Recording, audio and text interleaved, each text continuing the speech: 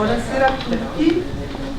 Cominciamo con i saluti del Presidente, il Professor Andrea Rinaldo, che non è a Venezia questa sera ed è pochissimo a Venezia, quindi sono ormai abituata a portare i suoi saluti a quasi tutti i convegni. No, comunque mi dispiaceva in particolar modo di non esserci, perché il motivo per cui l'istituto ha affrontato questo lavoro è il riordino dell'archivio Ghetti, che è stato molto legato al nostro Presidente. Ringrazio la dottoressa Magaraggia e la dottoressa Piersanti, naturalmente Monica Del Rio, che un po' ci appartiene anche a noi, perché ha cominciato a lavorare con noi con l'istituto. Porto i saluti anche di Giovanni Dall'Olivo, il direttore della Fondazione di Venezia, che avrebbe dovuto venire. Per noi la Fondazione di Venezia è stata particolarmente importante in questa situazione, perché attraverso un suo bando abbiamo potuto riordinare l'archivio Ghetti, grazie anche al lavoro certosino di Eric Dalla Pietà, che passava di qua per caso, lo abbiamo catturato, l'abbiamo tenuto 2 anni con noi a restaurare, a riordinare l'archivio. L'occasione è interessante perché naturalmente di archivi che riguardano il Vajont ce ne sono diversi, che affrontano diversi aspetti della faccenda. Questa è un'occasione per incontrarsi e iniziare a mettere insieme una rete di informazioni che provengono da differenti fonti. Quindi auguro un buon lavoro a tutti e mi ritraggo nei miei. Grazie Giovanni. Il mio ruolo oggi sarà solo di tenere i tempi e passare le parole. E ci ritroviamo qui dopo 10 anni dalla presentazione del volume di Maurizio Reberschak, Il Grande Vajont, in Istituto Veneto, il 7 ottobre del 2013, proprio per fare il punto della situazione. Quindi lascio la parola a Antonella Magaraglia, Presidente dell'Ateneo Veneto, per questa presentazione. Grazie. Mi fa molto piacere essere qui, ringrazio l'Istituto Veneto. I vari istituti culturali hanno cercato di fare rete sul Vajont. Noi abbiamo presentato il volume del professor Zucconi sulla ricostruzione e oggi siamo qui a parlare di questi fondi. E come ho già detto in Ateneo, per me il Vajont è qualcosa di particolare. Io sono bellunese, ero piccola all'epoca, avevo 4 anni, ma ho il ricordo netto di questa vicenda. Non ho visto il mio papà, che all'epoca faceva il questore per intere settimane, e ho netta la memoria dei ricordi che lui mi dava, di quello che raccontava quando tornava a casa.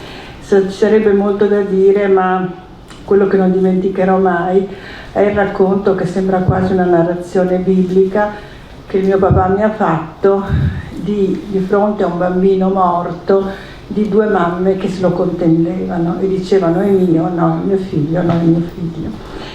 E di qui tanti altri racconti. Ma le tragedie hanno sempre 2 parti: la parte in cui la tragedia si compie e una parte in cui si ricostruisce e una parte in cui si chiede giustizia. E qui viene l'altra parte, anche qui personale, perdonate se faccio questi riferimenti di ex magistrato. Quando ti trovi a giudicare questi eventi incredibili, in relazione ai quali c'è una giusta aspettativa fortissima di giustizia, ti trovi di fronte delle volte a qualcosa più grande di te, anche perché molto spesso la giustizia, la verità processuale non corrisponde alla verità vera. Molto spesso, diciamo sperando poche volte, non si vuole fare giustizia, a volte non si riesce a fare giustizia. E vi dirò che tante volte c'è questo senso di frustrazione per non essere all'altezza di quelle che sono le aspettative delle persone di fronte a un evento così terribile. Io vorrei chiudere solo con delle poche righe che sono state scritte in una mailing list al 60°, il giorno del 60° anniversario. Nella mailing list c'è una mailing list di magistrati veneti. Una collega, Luisa Napolitano, ha scritto questa mail. Vi leggo queste poche righe in ricordo di una persona che secondo me è stato il caposaldo di questa inchiesta, che è stato il giudice istruttore Mario Fabbri, al quale va il mio personale e anche professionale ricordo. E scrive questa collega: dell'istruttoria si occupò un giovane magistrato di origine maceratese che aveva all'epoca 30 anni, Mario Fabbri. 30 anni sono pochissimi per occuparsi di una vicenda di questo genere. Il giovane giudice istruttore per 4 anni affrontò in prima persona indagini difficilissime e con coraggio, competenza e tanta determinazione sconfessò l'idea di una catastrofe naturale e imprevedibile. Resta per noi magistrati, e non solo per chi come me, e anch'io in effetti ho conosciuto bene Mario Fabbri, l'orgoglio del suo impegno e della sua testimonianza, quelli di un collega che diede giustizia a tante vittime e alle loro famiglie senza risparmiarsi né farsi intimidire. E con il ricordo di Mario Fabbri chiudo il mio saluto. Grazie. Grazie dottoressa. Passo la parola alla direttrice dell'Archivio di Stato di Venezia, dottoressa Stefania Piersanti.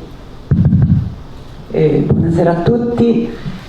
Anzitutto ci tengo a dire che sono particolarmente onorata che l'Archivio di Stato di Venezia, che oggi io rappresento, ma che è rappresentato in questa sede anche dalla dottoressa Del Rio e da alcuni relatori che poi parleranno dopo di me, di essere ospitati qui in questa sede molto prestigiosa, in uno degli istituti culturali veneziani più importanti, che tra l'altro ha sempre mostrato una grande sensibilità nei confronti degli archivi, del nostro mondo, della nostra attività. Quindi anzitutto mi sento in dovere di fare dei ringraziamenti all'Istituto Veneto, appunto, che ci ospita e che ha collaborato fattivamente anche all'organizzazione di questo evento, e a tutti voi che oggi siete intervenuti e che avete deciso, insomma, di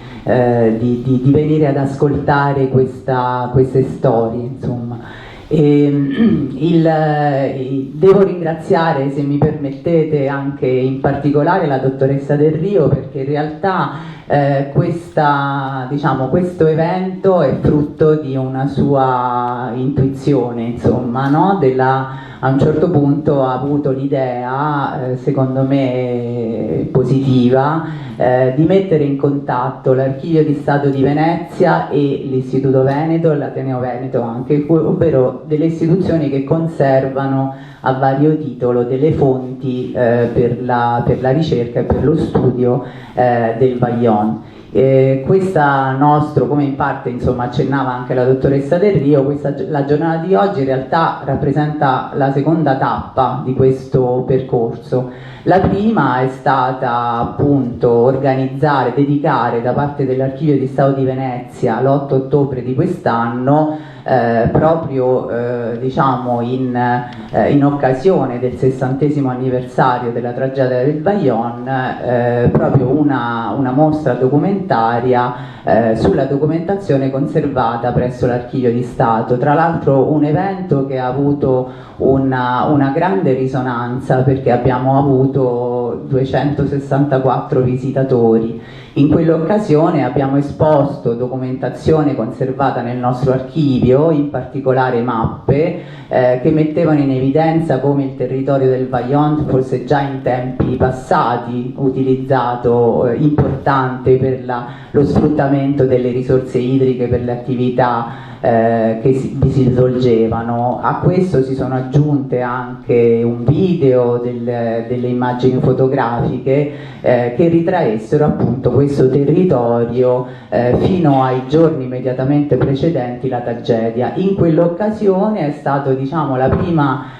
occasione in cui c'è stato questo contatto diretto con l'Istituto Veneto, perché in quell'occasione appunto abbiamo potuto mostrare attraverso dei pannelli esplicativi la documentazione invece conservata qui. Quindi diciamo che questa giornata è importante perché sottolinea ancora una volta il valore degli archivi come testimonianza e come memoria delle persone, delle comunità, dei luoghi, dei territori, e quindi come dire, mi fa particolarmente piacere sia che voi siate qui, perché in questa giornata avrete la possibilità di ascoltare archivisti e storici che si confrontano ognuno per le proprie competenze, come si dice da noi, e che vi, spero e sono sicura, vi restituiranno un'immagine diciamo a tutto tondo o quasi di questa vicenda.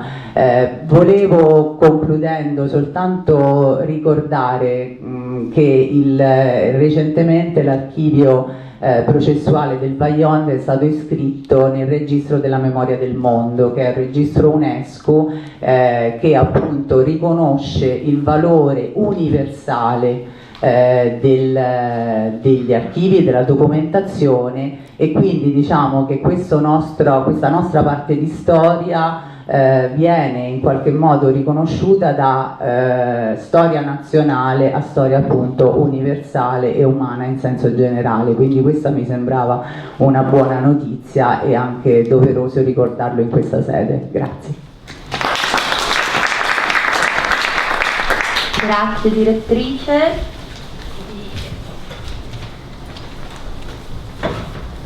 Accomodateci i nostri direttori presidenti. Chiamo Salvatore Alongi per il suo intervento sulle fonti per la storia del Vajont, metodologie e approcci.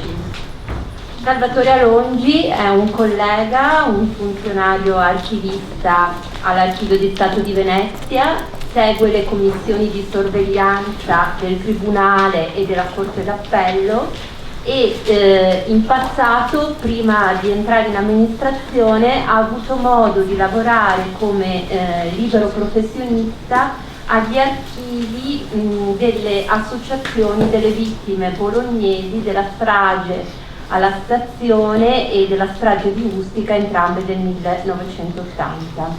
Ha avuto anche modo di riordinare il fascicolo processuale della strage della stazione, motivo per cui ha maturato una esperienza su questo tipo di documentazione e ci porta il suo contributo.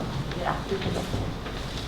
Grazie, ringrazio tutti gli organizzatori, in particolare il Presidente dell'Istituto Veneto, il Comitato Scientifico che mi ha invitato e ha inserito in apertura di questo programma pomeridiano un intervento appunto di carattere generale e metodologico.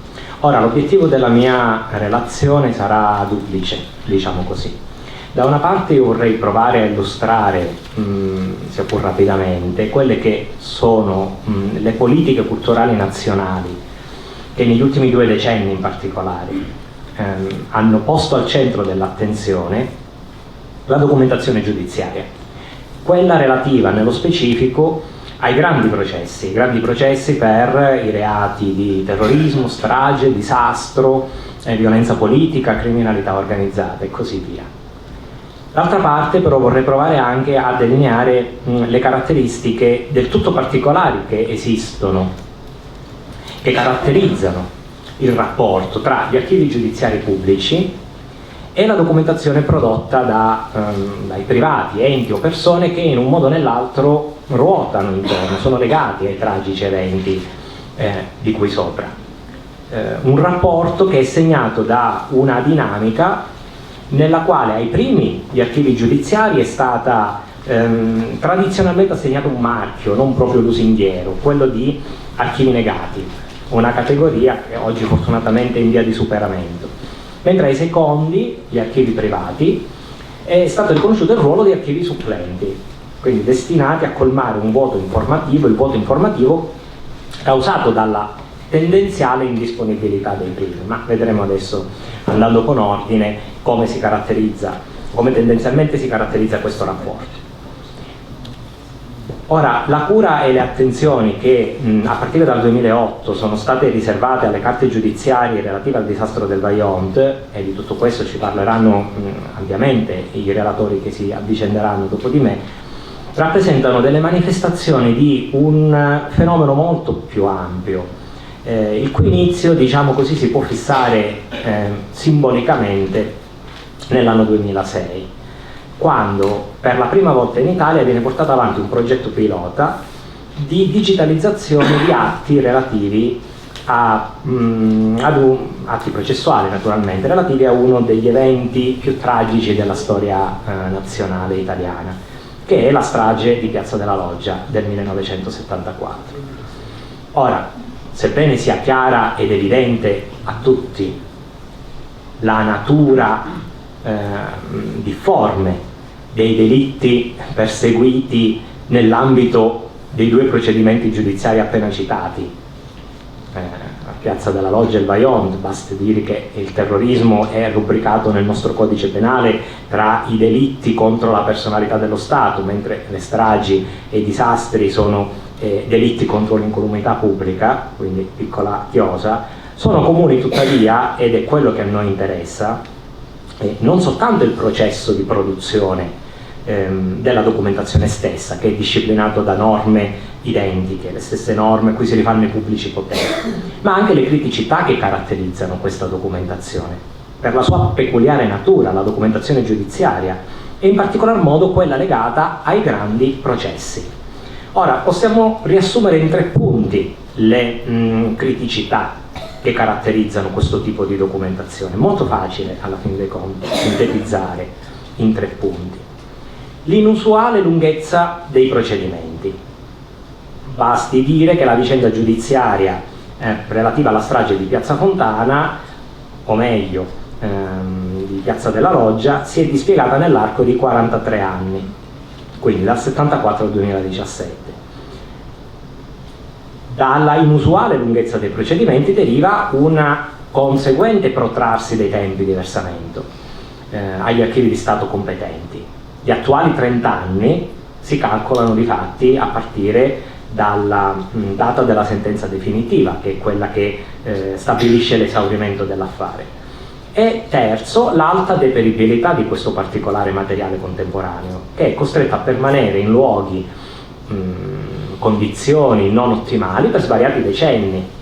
Ora, i depositi d'archivio di procure, tribunali e corti non sono certamente pensati per la conservazione a lungo termine del materiale, e lì le carte corrono un serissimo rischio di essere danneggiate o addirittura disperse. Proprio per porre rimedio a questo grave problema conservativo, a cui segue un grave problema di consultabilità, per questa particolare fonte archivistica sempre più frequentemente, ormai praticamente ordinariamente, da circa 2 decenni si fa ricorso a un duplice strumento che, usato in maniera intelligente e sapiente, dà i risultati che bene o male tutti noi oggi conosciamo. Lo strumento del versamento anticipato è quello della digitalizzazione. Ora, l'istituto del versamento anticipato era previsto già nella normativa del 1963. L'articolo 23 prevedeva che gli archivi di Stato potessero ricevere e accettare versamenti di documentazione più recente rispetto ai termini previsti dalla normativa, ma solo di fronte al pericolo, appunto, di dispersione o danneggiamento. Molto più di recente, e non è un caso, con la modifica apportata nel 2008 al Codice dei Beni Culturali, che è del 2004, che nella sua originaria versione ricalcava esattamente il dettato della legge archivistica del 63, Il versamento anticipato si può ammettere, viene ammesso non solo per grave rischio di dispersione o danneggiamento, ma anche sulla base di accordi che possono intercorrere tra l'istituto che riceve e il soggetto versante. Quindi 2008 è veramente un anno significativo per la storia che stiamo affrontando. Il modello fornito da questo primo progetto pilota, il caso bresciano, in cui giocarono un ruolo cruciale le associazioni private, l'associazione tra i familiari delle vittime di Piazza della Loggia e la Casa della Memoria di Brescia, unito a un sempre più frequente utilizzo del versamento anticipato nella sua nuova versione, dopo la riforma del 2008, ha determinato da allora in poi, in varie regioni d'Italia, l'avvio di importantissime iniziative di tutela, salvaguardia e fruizione della documentazione giudiziaria relativa ai grandi processi riguardanti i disastri, le stragi e il terrorismo. Dopo Brescia sono venute Milano, Padova, Bologna, Roma, Firenze, Palermo, ma anche realtà minori, per così dire, hanno partecipato a questo grande fenomeno. Si pensi a Viterbo o Catanzaro.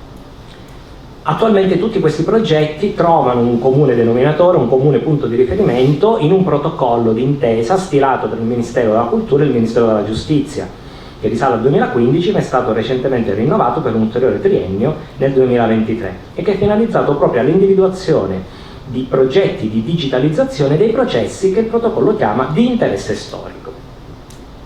Ora, prima di chiudere questa mia prima parte della mia riflessione e andare oltre, mi sia consentita una piccola parentesi critica.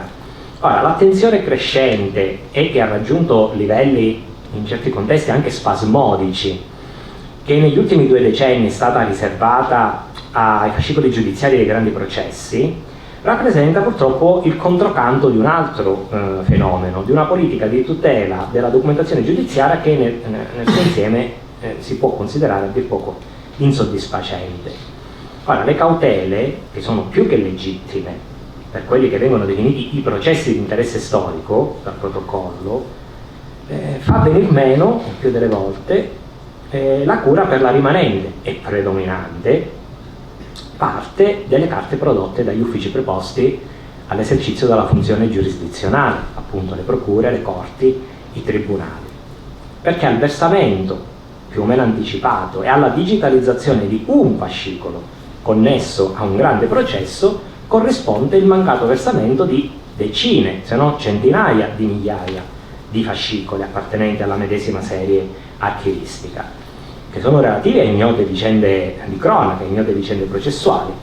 E tutto questo determina chiaramente che il fascicolo versato, descritto, digitalizzato, messo online, arriva in istituto quasi fosse un archivio finito in se stesso, tante volte appunto lo si chiama fondo, e corre il rischio di diventare una monade, una nota singola, un unicum, per quanto imponente, però isolato dal proprio contesto archivistico, e purtroppo questo avviene in quasi tutti gli ambiti poco sopracitati, attraversando tutta la penisola. Ora vorrei tornare ai miei 2 punti e cercare di raggiungere il secondo obiettivo che mi ero prefissato all'inizio di questo intervento, cioè leggere il rapporto che corre tra la documentazione giudiziaria pubblica e gli archivi privati, alla luce di quel fenomeno che la letteratura ha, a mio avviso, definito in maniera molto efficace, il rapporto tra gli archivi negati di contro agli archivi supplenti. Si tratta di un'espressione non mia, a cui ho contribuito a forgiare, utilizzata nel 2011 per dare il titolo a un convegno che si svolse a Bologna, organizzato dalla Soprintendenza Archivistica per l'Emilia Romagna, in collaborazione con le 2 associazioni bolognesi dei parenti delle vittime della strage di Ustica e i familiari delle vittime alla strage alla stazione di Bologna. Gli archivi di quelle 2 associazioni condividono nella loro struttura molto complessa, nella loro composizione, non pochi caratteri, e questi caratteri li accomunano ad una molteplicità di altri complessi documentari che sono conservati in vari luoghi, centri di documentazione, fondazioni, case della memoria, istituti archivistici, istituti culturali di varia natura, e presentano una duplice natura. da un lato traggono origine dall'intento delle associazioni, che è quello di giocare un ruolo di primo piano nelle vicende giudiziarie delle varie stragi. Quindi conservano cospicui nuclei di documenti e atti processuali in copia. Essendo stato uno strumento di lavoro fondamentale per elaborare le strategie processuali, di questo utilizzo recano abbondante traccia, consistenti tracce nella loro composizione e organizzazione. Quindi, primo aspetto. Dall'altro lato, essi danno conto della missione dell'ente, quindi dei molteplici ruoli, delle molteplici attività che sono state svolte nei decenni dalla loro istituzione: il sostegno, la solidarietà tra le famiglie delle vittime, ma anche l'indefessa ricerca della verità, della giustizia dentro e fuori le aule dei tribunali, l'impegno continuo a tenere vivo il ricordo della strage e così via. Questi archivi nel corso dei decenni sono stati fonti importantissime per gli studiosi, per i ricercatori, per gli storici delle stragi, del terrorismo, dei disastri, delle molte vicende oscure della nostra storia recente. Ad esempio, permettendo ai ricercatori di prendere visione delle copie degli atti processuali, quando questi atti erano difficilmente consultabili in originale, e svolgendo dunque un non secondario ruolo di supplenza, così come lo hanno svolto moltissimi di quei centri di documentazione, istituti archivi, che ad esempio oggi sono confluiti nella rete degli archivi per non dimenticare.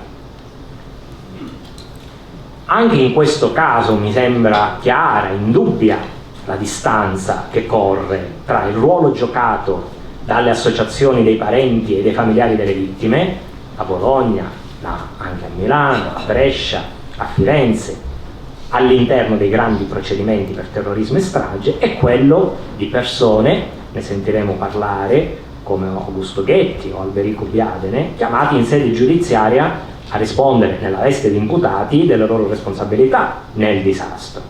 Eppure, anche in questo caso, cosa preme? Preme portare in evidenza il fenomeno archivistico, la sua genesi, la sua interpretazione. È questo che a noi interessa più di altro. Alcuni aspetti dunque accomunano tutti questi esempi di archivi, che a questo punto chiameremo archivi supplenti, adoperando queste immagini. Rispetto ad esempio alla documentazione prodotta dall'autorità giudiziaria nel corso dei procedimenti penali, gli archivi privati rappresenteranno sempre notevoli differenze, riguardo sia ad aspetti quantitativi che di merito, che impediranno una sovrapposizione perfetta tra questi e la documentazione pubblica. Non potranno mai raccogliere l'integralità della documentazione giudiziaria. Non potrà esserci mai la copia perfetta del fascicolo processuale, che, è bene ricordarlo, ha una consistenza tale, solitamente, fascicoli processuali per le grandi inchieste, tale da porre serissimi problemi di gestione sia agli uffici giudiziari che agli archivi di Stato, che poi dovranno riceverne per legge il versamento. Di quei fascicoli processuali i privati normalmente conservano una porzione che è selezionata secondo criteri influenzati da una naturale dose di contingenze di caso, ma soprattutto dagli interessi che la persona o l'ente ha portato avanti, la visione che questi ha dell'evento, la sua personale inclinazione, le sue considerazioni. Ora, descritta in questi termini, la documentazione conservata dai privati potrebbe sembrare gravata da varie tare. Prima tra tutte la parzialità, che è conseguenza della forte componente di discrezionalità che viene applicata nella scelta del materiale. Quindi parzialità, discrezionalità, non spontaneità, aspetto quest'ultimo che in archivistica costituisce il punto discriminante tra complesso e raccolta. Sembrerebbe, però ad uno sguardo più attento la realtà si mostra più articolata, ben più articolata. Perché? Perché questi documenti in copia non costituiscono mere riproduzioni, ma si presentano ormai come esemplari unici, documenti nuovi, testimoni originali. Perché? Perché dal momento che sono entrati a far parte sistema documentario, chiamiamolo così, dell'associazione della persona, e si sono stati arricchiti di un significato preziosissimo, che è lo studio che di questi documenti ha fatto questo nuovo soggetto produttore. Uno studio che è testimoniato da sottolineature, glosse, commenti, note di lettura. E poi tutta questa documentazione in copia, per lo più appunto perizie, interrogatori, sono riccamente frammisti a relazioni, note, estratti, appunti, riassunti, memorandum, fogli informativi indirizzati all'associazione o alla persona, dagli avvocati, dai procuratori, dai consulenti tecnici di parte, tutto relativo all'andamento delle indagini. Tutta questa attività, appunto riflessa in quelle che da copie diventano degli originali veri e propri, testimoniano di tutta l'attività di analisi e di sintesi che questi soggetti svolgono, della sterminata mole di documenti prodotti dall'autorità giudiziaria in tutte le fasi del procedimento, dall'istruttoria fino agli ultimi gradi di giudizio. Quindi possiamo affermare legittimamente, concludendo, che i privati hanno rivestono un ruolo di mediazione tra la documentazione giudiziaria originale e quella da loro raccolta, non solo modificando e integrando la fisionomia originaria delle carte processuali, quindi smontando e rimontando quella che è la struttura del fascicolo processuale dato dalle cancellerie, ma facendosi produttori di nuovi documenti durante l'esercizio di questa attività. Ad esempio, le associazioni, il coordinamento o l'informazione dei familiari delle vittime, o la propria difesa quando si tratta di imputati. E queste funzioni, tornando al dominio dell'archivistica, certificano imparzialità, necessarietà e unicità di quelli che sono a tutti gli effetti, se qualche dubbio dovesse ancora sorgere, dei complessi documentari da essi prodotti. Grazie. Ringrazio Salvatore Alongi per averci accompagnato in questo percorso di riflessione che è necessaria se vogliamo immaginare una rete di valorizzazione e fruizione di archivi che sono prodotti da soggetti pubblici ma anche da soggetti privati. Quindi grazie Salvatore. E chiamo al tavolo la dottoressa Claudia Salmini e il dottor Euridio Tonetti.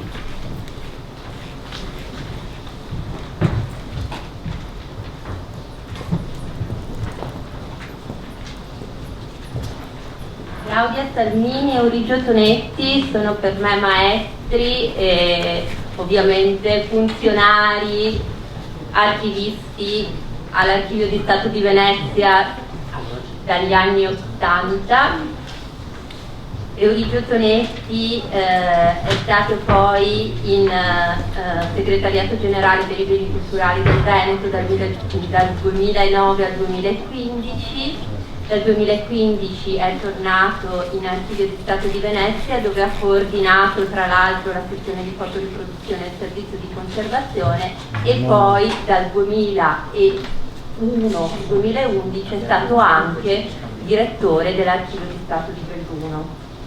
Claudia Salmini, ugualmente funzionario archivista nell'Archivio di Stato di Venezia dal 1980, è stato a sua volta direttrice dell'Archivio di Stato di Belluno dal 2011 al 2015 e direttore dell'Archivio di Stato di Trieste dal 2012 al 2015, dove è stata anche direttrice della scuola di archivistica, paleografia e diplomatica. Quindi hanno seguito e avviato il progetto di valorizzazione del processo, delle carte processuali appunto relative alla tragedia del Vajont, e a loro lascio la parola perché appunto ci raccontino cosa è successo. Grazie. E ai ringraziamenti per l'invito a parlare, anche un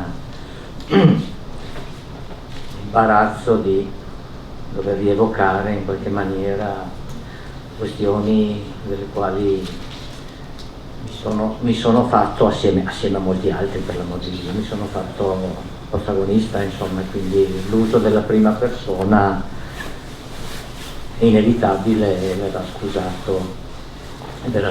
Quindi intendo rievocare qui una lunga e complessa attività amministrativa, scusate, sottolineo questo aggettivo, amministrativa, di natura archivistica, che ha contribuito appunto a valorizzare un complesso documentario di notevole importanza per dimensioni e rilievo intrinseco, ma soprattutto che ha rivestito, io credo, un significato civile elevato. I principi che hanno ispirato questa attività amministrativa sono stati richiamati poche settimane fa dal Presidente della Repubblica, dal Presidente Mattarella, sul piazzale antistante quel che resta del bacino del Vajont, con queste esatte parole: ritengo, disse il Presidente, che non sia soltanto opportuno ma doveroso che la documentazione del processo celebrato a suo tempo sulle responsabilità rimanga in questo territorio. Quella documentazione era stata necessariamente raccolta nei luoghi del giudizio penale perché aveva allora una finalità giudiziaria. Conclusi da tanti anni i processi, oggi riveste una finalità di memoria. E quel che attiene, concluse il suo discorso il Presidente, quel che attiene alla memoria deve essere conservato vicino a dove la tragedia si è consumata. Quindi stiamo parlando dell'acquisizione dal Tribunale dell'Aquila e del successivo trasferimento in temporaneo deposito a Belluno all'Archivio di Stato del fascicolo processuale del Vajont, perché l'Aquila, tutti sappiamo che la sede del procedimento penale per il disastro del Vajont, perché si trattò di un procedimento per disastro, quindi davanti al tribunale, non fu un procedimento per reati più gravi come comunemente è dato pensare, quindi finisse davanti a una corte di assise. Si celebrò all'Aquila per l'applicazione, per la rimessione del processo, un principio stabilito dal codice di procedura penale vigente allora, siamo nel 63, allora vigeva il codice di procedura penale Rocco del 1930, ripreso comunque anche nel codice di procedura penale dell'88, che ha sostituito il codice Rocco, anche se più attenuato nelle modalità. Allora vigeva anche in maniera molto estensiva la possibilità di invocare la rimessione del processo, quindi il trasferimento del processo in un'altra sede per il legittimo sospetto che l'opinione pubblica nel luogo dove si era consumato il presunto reato che veniva giudicato, l'opinione pubblica avrebbe potuto creare una situazione ambientale sfavorevole alla serenità del giudizio e quindi avrebbe potuto incidere negativamente sulla sorte degli imputati. Perciò il processo dalla Cassazione fu, a richiesta di alcuni imputati, fu rimesso all'Aquila, perché l'Aquila allora, oggi la decisione della sede del processo avviene secondo modalità diverse, allora vigeva una sorta di discrezionalità, credo di ricordare, della Cassazione, e venne rimesso all'Aquila in quanto sede, mi pare di ricordare che venisse deciso periodicamente dalla Cassazione in quali luoghi rimettere i processi, e quando vi fosse la richiesta di rimessione, e Aquila anche perché era sede di Corte d'Appello, in quanto poi il processo sarebbe rimasto incardinato nello stesso luogo anche se fosse stata appellata la sentenza di primo grado, come in effetti fu. Ovviamente questa vicenda fu avvertita dalle popolazioni bellunesi come un esproprio, come una sottrazione di giustizia, oltre agli, vi lascio immaginare, le inevitabili conseguenze che provocò il trasferimento del processo all'Aquila per i testimoni, per le parti civili, per i danneggiati che desideravano assistere alle udienze. Farsi 640 km da Belluno ad Aquila e viceversa con le strade e le ferrovie degli anni 60 in Italia non era, credo, un'esperienza molto piacevole, molto rapida, insomma. Oltre al, come dire, già per chi non vi è ad uso abitualmente, già l'aula del tribunale può dare un senso di straniamento. Lascio immaginare, come raccontano i giornali, il senso di straniamento delle parti lese, di cittadini di bellunesi, di longaronesi che andavano ad assistere a qualche udienza del processo o che venivano convocati in quanto testimoni in qualche udienza del processo, a sentire,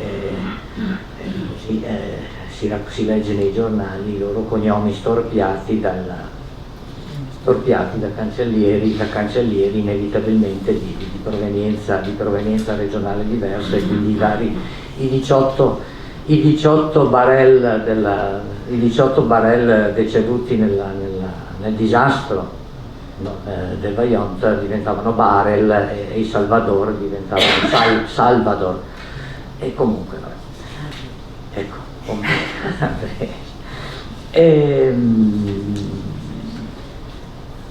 Allora, perché l'Aquila? Perché cos'è un fascicolo processuale? Un fascicolo processuale è prodotto e residuo di un'attività giudiziaria che è un'attività complessa. Vi si raccolgono nei fascicoli processuali le documentazioni della fase istruttoria, cioè della fase del processo in cui si verificano i fatti avvenuti e le circostanze e si fa la ricerca delle prove, quindi denunce, verbali, relazioni, sopralluoghi, perquisizioni, deposizioni o interrogatori di imputati o di testi, della fase dibattimentale, quindi di ciò che avviene in aula, i verbali di udienze, i documenti depositati dalle parti, e infine la sentenza a coronamento del tutto in primo grado di giudizio e nei gradi successivi. I fascicoli processuali appartengono a quella categoria di fonti, delle fonti giudiziarie penali in questo caso, che sono sempre stati oggetto di attenzione da parte degli storici, ai quali offrono abbondante materiale per lo studio sia di singoli fatti sia di storia delle istituzioni e delle pratiche giudiziarie in generale, e spesso sono fondamentali per ricerche di storie sociali. Cos'è che rende tanto appetibile la documentazione giudiziaria? Nelle fonti che con un linguaggio un po' arcaico noi archivisti chiamiamo criminali anziché penali, le persone, le parti, accusati, parti lese, difensori, la pubblica accusa parlano, si raccontano, si confrontano anche rudemente in una situazione di dialettica, come dire, ad elevata intensità. E poi il fascicolo processuale, la documentazione processuale, dà la voce a donne e uomini che spesso non trovano altro spazio altrove nei documenti storici, non trovano altro palcoscenico nella documentazione archivistica. E uomini e donne nella documentazione processuale si raccontano, aprono squarci nella loro vita, nelle loro condizioni di vivere, nei loro comportamenti, nei modi di pensare, talvolta anche al di là dello specifico fatto processuale. Ha scritto Mark Bloch: lo storico somiglia all'orco, quando sente fiuta carne umana sa che lì è la sua preda, e naturalmente carne umana, come ho avuto modo di accennare, nei fascicoli processuali ce n'è in quantità rilevanti.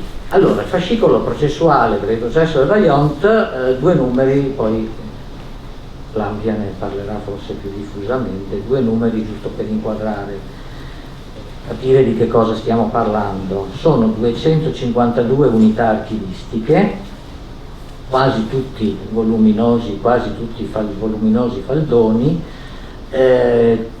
tranne una decina, mi pare una decina di ricordare, di rotoli di documentazione grafica, di disegni. Il tutto occupa circa 40 metri lineari di scaffalatura e abbiamo calcolato 11 quintali di carte, insomma, per dare così un'idea di dimensioni. Di questa documentazione si è calcolato che circa l'85% è stata prodotta in sede istruttoria. E consta della documentazione istruttoria elaborata, appunto veniva ricordato il giudice Fabbri, il dottor Fabbri, e dei documenti sequestrati dal pubblico ministero e dal giudice istruttore. Quindi l'85% di materiale istruttorio, il 10% sono atti, dei 252 unità sono circa atti di tribunale, il 5% si riferiscono agli atti della Corte d'Appello. Fanno parte del fascicolo, anche se non sono materialmente in archivio ma sono altrove, 61 casse di legno contenenti campioni di roccia, 126, dopo ne parlerai forse tu, 126 contenitori con carote di roccia. Cosa succede del fascicolo processuale? Allora, il fascicolo processuale, io ho imparato in questa occasione, no? Si radica nella sede dove è venuto il processo di primo grado. Quindi appartiene al tribunale, anche se appartiene definitivamente al tribunale, anche se è stato un passaggio in Corte d'Appello e un passaggio in Cassazione. Quindi il fascicolo migra, dopo la sentenza del tribunale, migra alla Corte d'Appello, ma migra di pochi metri perché Aquila probabilmente erano nello stesso palazzo, migra poi successivamente per il terzo grado in Cassazione e rientra da Roma all'Aquila per rientrare definitivamente nell'archivio del tribunale.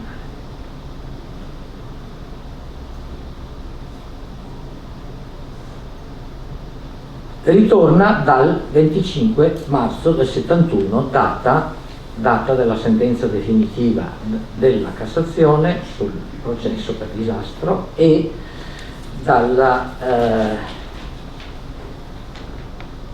lì comincia il periodo, cominciano a maturare i termini quarantennali per l'eventuale versamento in archivio di Stato. Dove va a finire il fascicolo processuale? Va a finire in uno scantinato del Tribunale dell'Aquila, dove subisce una prima vicenda di danni da infiltrazione d'acqua. Dal 71 comincia un lungo silenzio trentennale, un lungo sonno trentennale del nostro fascicolo. Verificata questo danno a una decina di faldoni, si provvede a portarlo in un ammezzato, a trasferire l'archivio. Questo è una parte dell'archivio, io conto un centinaio di buste in questi scaffali, quindi ci deve essere l'altra parte della stanza. Viene portato in un ammezzato del tribunale, viene portato, piace ricordarlo, da un cancelliere, si chiamava Guglielmo Grippo, un cancelliere ormai sulle soglie della pensione, che era stato da giovane, 30 anni prima, da giovane cancelliere, aveva partecipato, era stato il cancelliere incaricato di redigere gli atti processuali.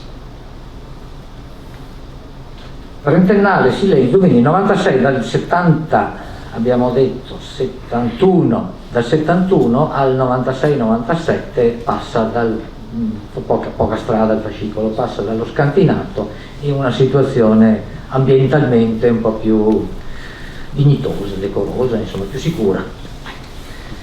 Trentennale silenzio dunque che Maurizio Reberschak tenta già nei primi anni '80 di interrompere. Maurizio Reberschak, che parlerà per ultimo, lo storico, quello comunemente ritenuto lo storico del Vajont.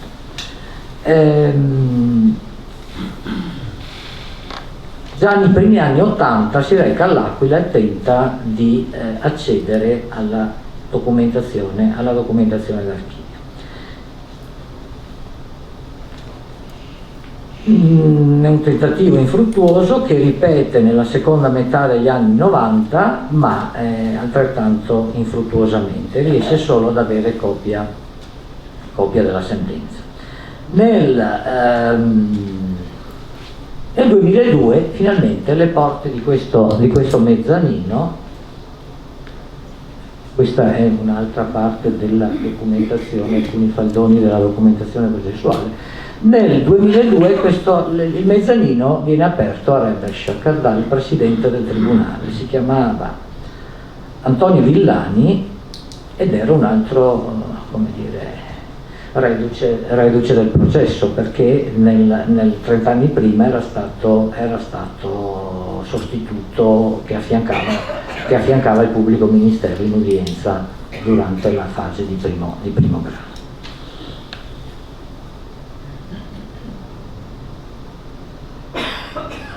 Quindi nel 2002 si ha conoscenza finalmente, si può aver conoscenza tramite l'elaborazione di Rebesciak, che viene pubblicata nella seconda edizione del Grande Vajont del 2003, si viene a conoscenza del processo e dell'importanza di queste carte. Rebesciak elabora, viste queste carte, elabora il progetto di cui ha pubblicato nel 2004 una prima stesura, il progetto dell'archivio diffuso del Vajont. Nel 2000, nella svolta di fine secolo, degli anni 2000, ha un grosso significato in ambito bellunese per la ricostruzione della memoria del Vajont. Nei primi anni 2000 nascono le due associazioni dei sopravvissuti e dei superstiti, il Comitato Sopravvissuti, fondato nel 2000, a fine 2001, e l'associazione Superstiti, che nel 2013 ha cambiato nome in quello di Associazione Vajont, il futuro della memoria. E sempre in quegli anni lì viene posta mano al riordino del cimitero delle vittime del Vajont, oggi monumento nazionale di Fortogna. È verificata anche attraverso le pubblicazioni, le comunicazioni di Rebesciak, l'importanza della documentazione processuale del Vajont. Il comune di Longarone si fa parte di chiedere. Comune di Longarone, la persona dell'allora sindaco Pierluigi De Cesaro, si fa parte di avanzare nel 2004 la proposta di ottenere in affidamento, diciamo così, in consegna il fascicolo processuale, chiede la consegna al tribunale, il fascicolo processuale del Vajont, per renderlo fruibile attraverso la fondazione Vajont 9 ottobre 1963, che era stata Onlus, che era stata costituita da poco alla chiusura dei procedimenti, dei risarcimenti civili. E De Cesaro interessa di questo la prefettura di Belluno. E quindi è palese l'interesse delle popolazioni bellunesi per riappropriarsi della memoria del Vajont.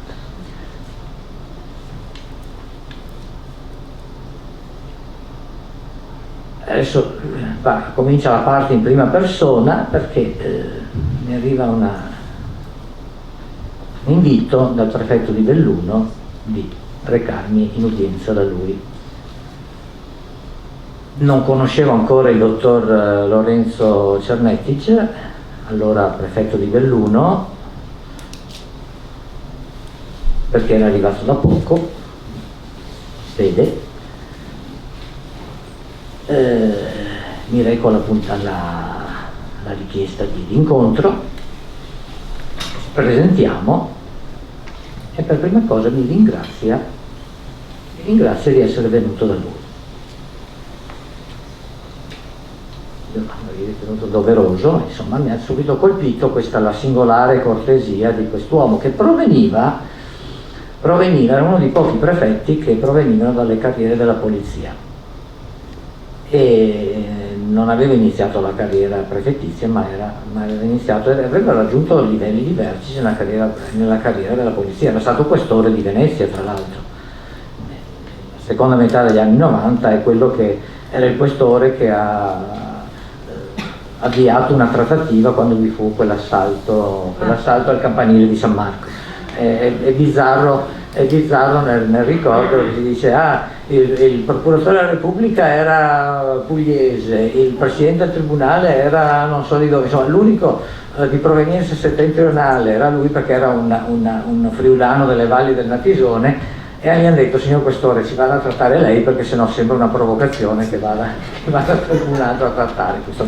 Comunque insomma un uomo tanto di una cortesia. Poi mi dice testualmente: mi è stato chiesto, posso usare quasi le virgolette, mi è stato chiesto di impegnarmi in una faccenda di archivi, e siccome ritengo che in questa provincia il mio referente debba essere lei, volevo prima sentire il suo parere e consultarmi con lei. Allora vedo qualche archivista che sorride, perché per chi è abituato o era abituato qualche decennio fa a sentirsi dire anche negli uffici pubblici: ma che cos'è un archivio? C'è un archivio di Stato, ma che cos'è un archivio di Stato? Ma cosa fate in archivio di Stato? Insomma, che anche adesso, anche da parte di qualche titolare di uffici pubblici, sentirsi dire: io non capisco niente di archivi, ma so che ho un referente. Lei mi ha dato un senso di una persona che avesse una profonda sensibilità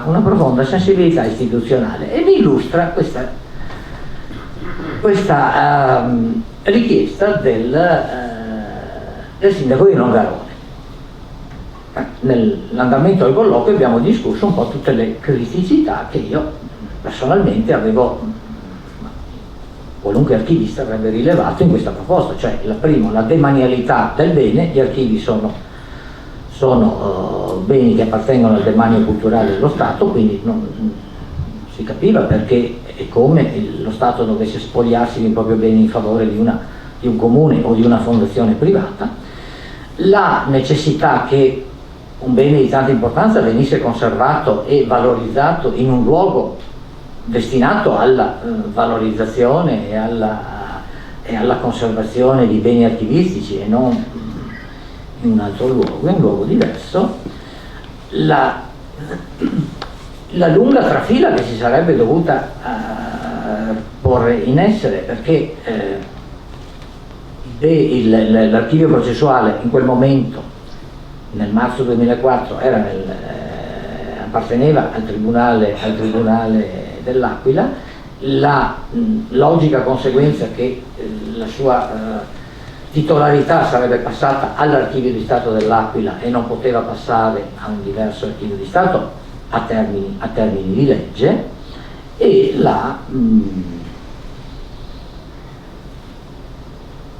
l'intervento necessario quindi di far transitare il fascicolo prima dal Tribunale, diceva prima, all'Archivio di Stato competente, e poi semmai avrei indicato la sede di un temporaneo deposito presso l'Archivio di Stato di Belluno, dove avremmo offerto le massime garanzie per la valorizzazione. E così convenimmo subito che questa sarebbe stata la strada da seguire. Nel momento di congedarmi, riapro le virgolette, dice: sono stati anche coinvolti anche i parlamentari locali in questa cosa qua, però dice: lei mi ha dimostrato che si può percorrere una via amministrativa, e noi, ha detto, ce la faremo, percorriamo, lei ed io percorreremo la via amministrativa e ce la faremo. Era il 19 marzo del 2004, ci abbiamo messo 4 anni e mezzo, il 10 dicembre, 5 anni e mezzo, il 10 dicembre del 2009 il fascicolo processuale arrivò a Belluno.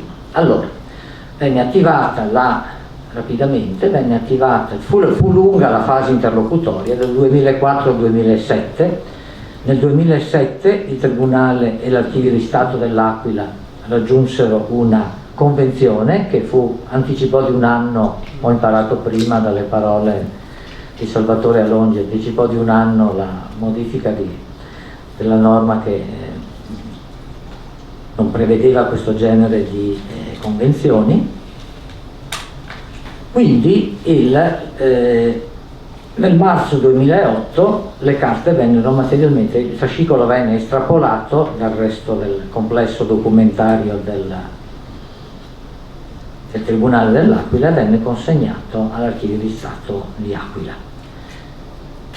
A fine marzo in Prefettura Belluno, 2008 siamo, in Prefettura Belluno venne data una cerimonia pubblica per rappresentare, per comunicare l'avvenuto trasferimento dell'archivio. Il 1° aprile dagli archivi di Aquila, Belluno, i comuni di Longarone e Castellavazzo, adesso Longarone e Castellavazzo si sono fusi, venne stabilito un'intesa per la valorizzazione in vario modo, come dirà Claudia,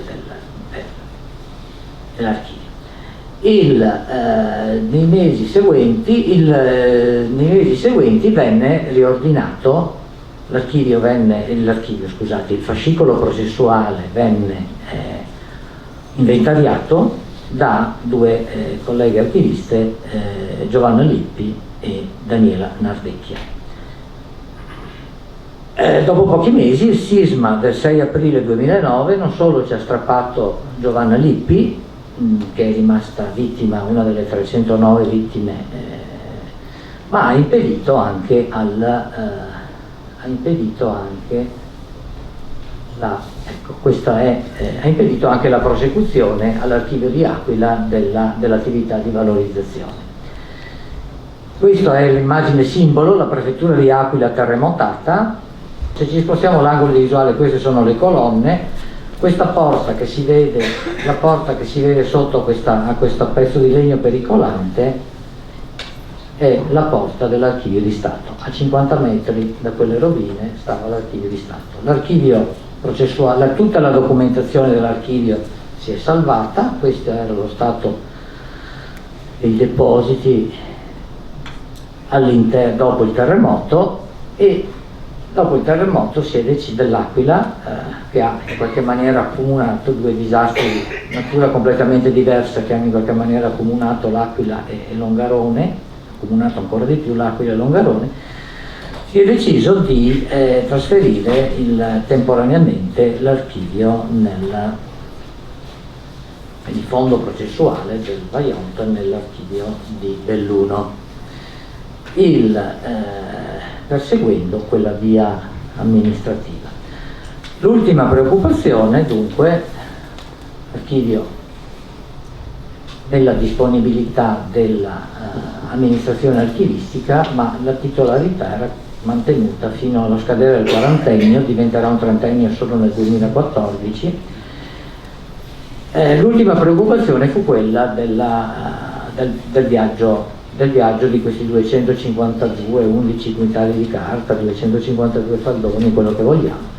L'ultima preoccupazione fu il viaggio dei 640 km, perché ci pareva che intanto di dovere un qualche rispetto anche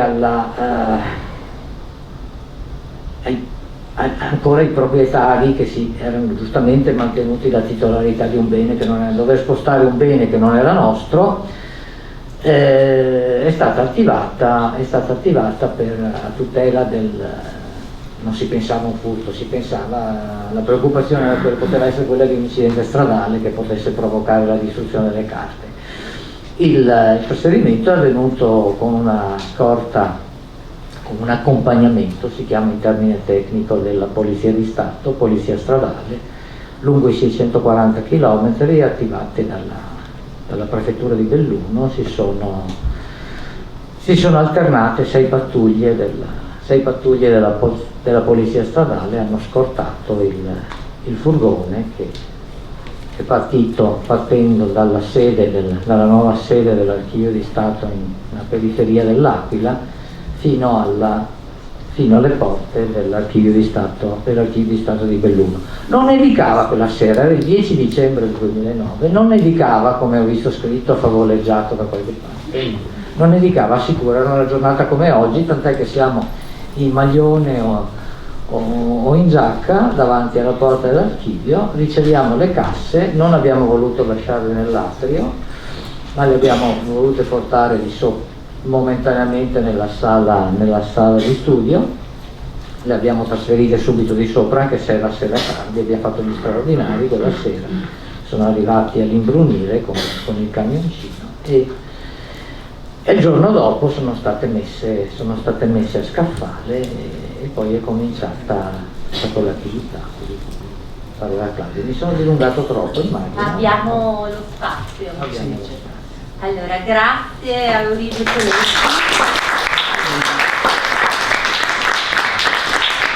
E non solo ci ha raccontato questa storia sempre avvincente, ma ci ha ricordato che percorrere la via amministrativa è possibile e che c'è ancora chi riconosce il ruolo degli archivi di Stato e ci fa sempre piacere. Per cui passo la parola a Claudia Salvini, che ci parlerà anche di quanto avrebbe dovuto raccontarci Silvia Miscellaneo, che purtroppo è influenzata e non ha potuto essere con noi oggi. Buonasera a tutti e grazie per questo invito che veramente mi ha spinto a rivedere e ricercare carte, documenti, file di un'attività che ho lasciato ormai abbastanza di lontano, quindi è stata un'occasione che mi ha colpito e mi fa piacere di poter in qualche modo mettere a parte anche voi. La prima considerazione che ricalca un po' temi che sono già emersi come nelle relazioni che precedono è che la documentazione del processo sul disastro del Vajont non è un archivio come gli altri. Ci sono cioè dei documenti che toccano corde profonde nella coscienza e inducono alla partecipazione emotiva di tutta una cittadinanza o di una nazione intera. E penso proprio a quelle fonti pubblicate al termine del 2011 nel portale archivistico Archivi per non dimenticare, che è stato dedicato alla ricostruzione storica di un'Italia colpita per anni, anzi per decenni, da attentati e da stragi. Penso anche alle lettere scritte da Aldo Moro quando era prigioniero delle Brigate Rosse, mentre nel fascicolo che erano state inserite nel fascicolo processuale e che poi da lì ovviamente erano passate all'Archivio di Stato competente, cioè a Roma, restaurate e pubblicate poi in facsimile, che tra l'altro può essere scaricato liberamente, pubblicate in facsimile dal collega Michele Di Sivo, cioè sono delle fonti che parlano in modo diretto. E questa è un po' una contraddizione rispetto alle fonti archivistiche che generalmente hanno sempre molto bisogno di essere mediate, che un archivista le possa prima leggere, trascrivere, presentare al pubblico con un commento. Invece ci sono dei documenti che entrano proprio sparati e comunicano direttamente. E questi sentimenti sono proprio causati dall'entità dei fatti che vengono registrati in queste carte e che sollecitano riflessioni e approfondimenti per conoscere le origini, le cause, le conseguenze di accadimenti storici ormai lontani, in chi ancora li ricorda, in quanti però anche non li hanno vissuti direttamente, ma che complessivamente restano incisi in modo profondo nella memoria del nostro Paese. E questa natura particolare di documenti che possiedono intrinsecamente questa natura è stata proprio messa in luce dalle parole del Presidente della Repubblica, che ha letto e ricordato il collega e amico Eurigio Tonetti poco fa, e che devo dire hanno colpito tanto tutti, ma nel caso anche nostro, che ci siamo trovati proprio a lavorare con queste carte e a soffrire per questa difficoltà di poter lasciare nel posto in cui queste carte avevano un significato, un senso profondo. Ecco, queste parole veramente ci hanno riempito di soddisfazione, perché abbiamo capito quanto il nostro Presidente si facesse interprete di questo sentimento, cioè del valore che ha la documentazione, che non è una documentazione d'ingombro, ma può essere anche una documentazione fondamentale per proprio il riconoscimento di una comunità. Quando sono passata a lavorare a Belluno il 1° marzo del 2011, assumendone la direzione, oltre ai compiti ordinari ne avevo 2 almeno di straordinari, che in qualche occasione erano destinati a entrare in relazione gli uni con gli altri.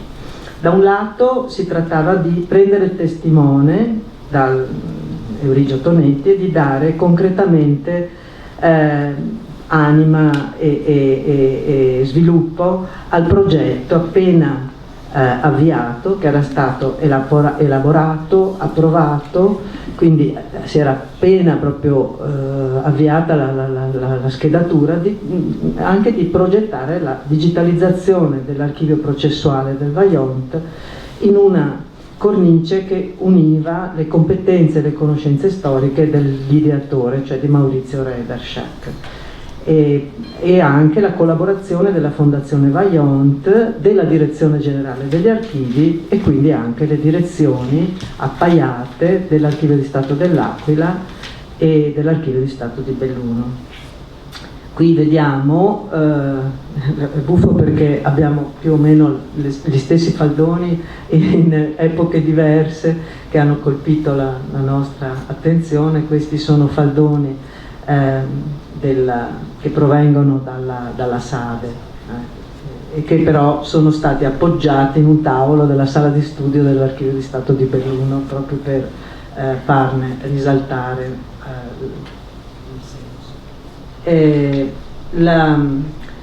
sulla struttura del fondo avrebbe dovuto parlare Silvia Miscellaneo, e mi dispiace veramente tanto che manchi questa sua testimonianza diretta.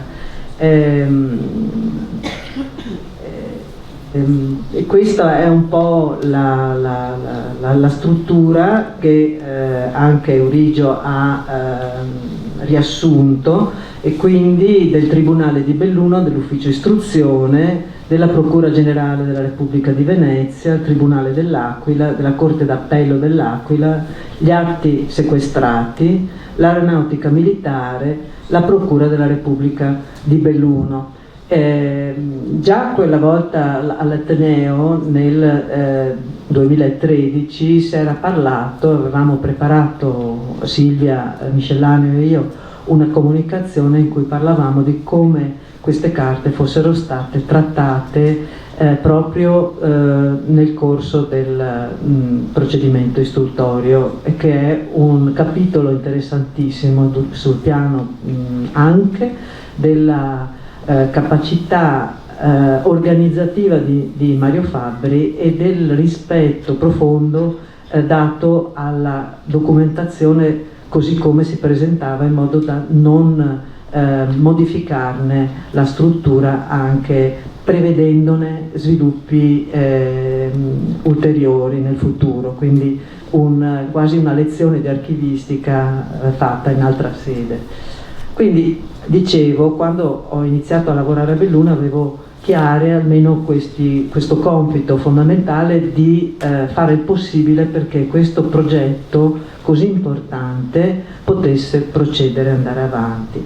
L'altro obiettivo era quello di dare anima e far vivere la sede dell'antica chiesa che era stata acquistata dal Ministero e che era stata restaurata in tutti gli anni precedenti, era stata anche finemente arredata e che è questa che si vede dal basso. Questo sarebbe il seminario, invece la sede dell'archivio si intravede dietro gli alberi.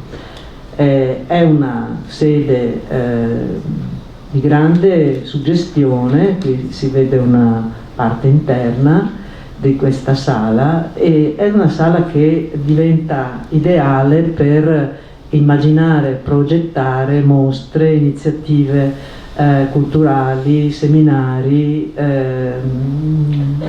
momenti di formazione e anche concerti. Quindi anche qua si nota c'è un pianoforte che aveva portato la Scuola Comunale di Musica Miari e che per qualche anno, perlomeno per tutti gli anni in cui ho lavorato lì, è rimasto, e abbiamo costruito tante iniziative, tra l'altro anche alcune relative al Vaillant, anche con una presenza musicale, cosa secondo me anche abbastanza significativa di compenetrazione tra settori diversi. Dicevamo appunto del fondo, della sua articolazione, di tutte le problematiche relative al lavoro. Avrebbe dovuto parlarci Silvia Miscellaneo, archivista che a quell'epoca non aveva ancora vinto il concorso per far parte dell'amministrazione statale, ma che da molto tempo si affiancava, grazie a una sequela di contratti, ai direttori in carica, quindi a me, ma prima ancora a Euridio Tonetti, a Giustiniana Migliardi e a Paolo Selmi, che si sono succeduti, tutti chiamati a dirigere l'archivio di Belluno con un'ardita formula linguistica, si diceva a scavalco, una cosa un po' da avanguardisti, che richiedeva di concentrare tutte le attività in 3 giorni alla settimana.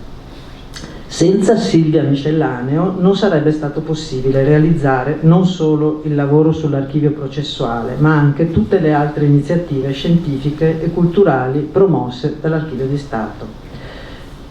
Qui riporto una frase che mi ha molto colpito, detta da una persona che operava a Belluno, e mi diceva: un archivio di Stato senza un archivista.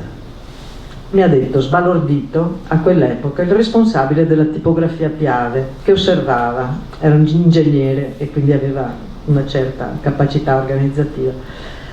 Sarebbe come se mi dicessero che devo mandare avanti la tipografia senza neanche un tipografo, e quindi non era agevole, e la presenza di Silvia era davvero fondamentale, e la presenza della Fondazione Vaillant da un lato con i suoi finanziamenti, dall'altro il Ministero con i suoi finanziamenti, dall'altro ancora altri contributi da Cariverone eccetera, hanno consentito pian piano che il lavoro venisse svolto.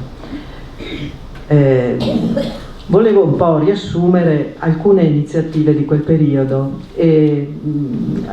alcune sul fronte interno, di organizzazione e di esecuzione del lavoro, è un lavoro di schedatura e di digitalizzazione dei materiali, e l'altro fronte è quello esterno, volto a comunicare mano a mano lo sviluppo del progetto o per partecipare alle iniziative promosse sul territorio.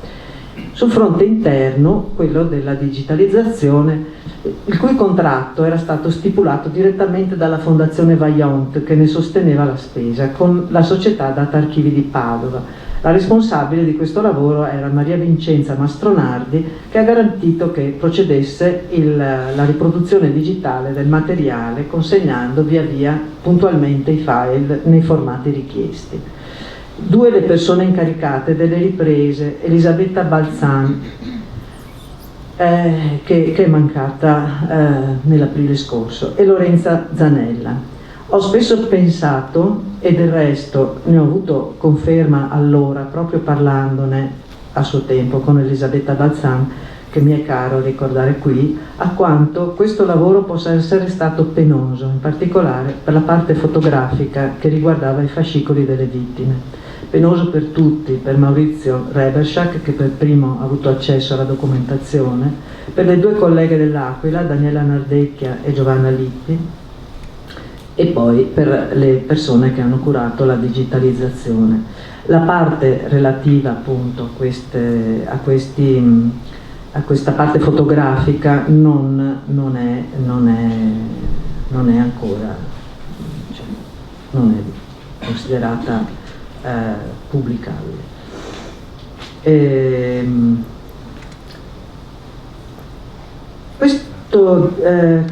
Questa catena, diciamo, di situazioni difficili, il terremoto e il lutto che aveva colpito Giovanna Lippi, cioè la coautrice dell'inventario, hanno contribuito a far considerare da parte di tutti noi l'inventario che avevano prodotto all'Aquila non solo come uno strumento di ricerca, ma anche come un contributo prezioso per chi lo aveva elaborato, che andava conservato e rispettato integralmente come tributo anche alla memoria. Questo fattore di rispetto integrale, unito anche all'altro dato di fatto ricordato da Eurigio Tonetti, cioè che le carte appartenessero all'Archivio di Stato dell'Aquila e non a quello di Belluno, hanno costituito un vincolo oggettivo che si è sempre voluto rispettare, ma che in taluni casi ha condizionato alcune scelte in fase di schedatura e restituzione della documentazione.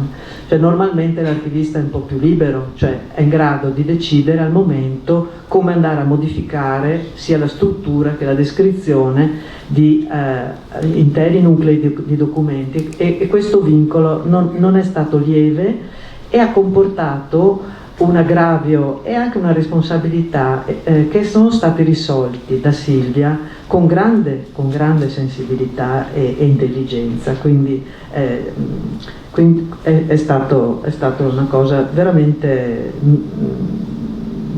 difficile. Un certo ritardo è stato dovuto anche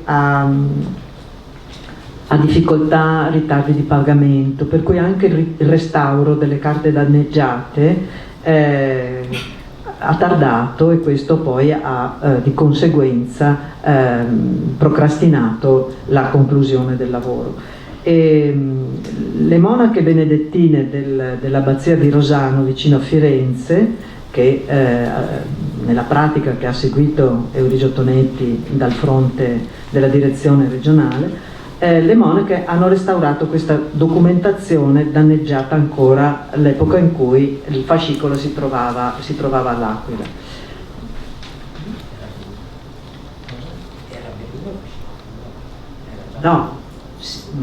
Il danno era all'Aquila. Sì, scusa, era del tribunale, neanche dell'Archivio di Stato dell'Aquila, era del tribunale.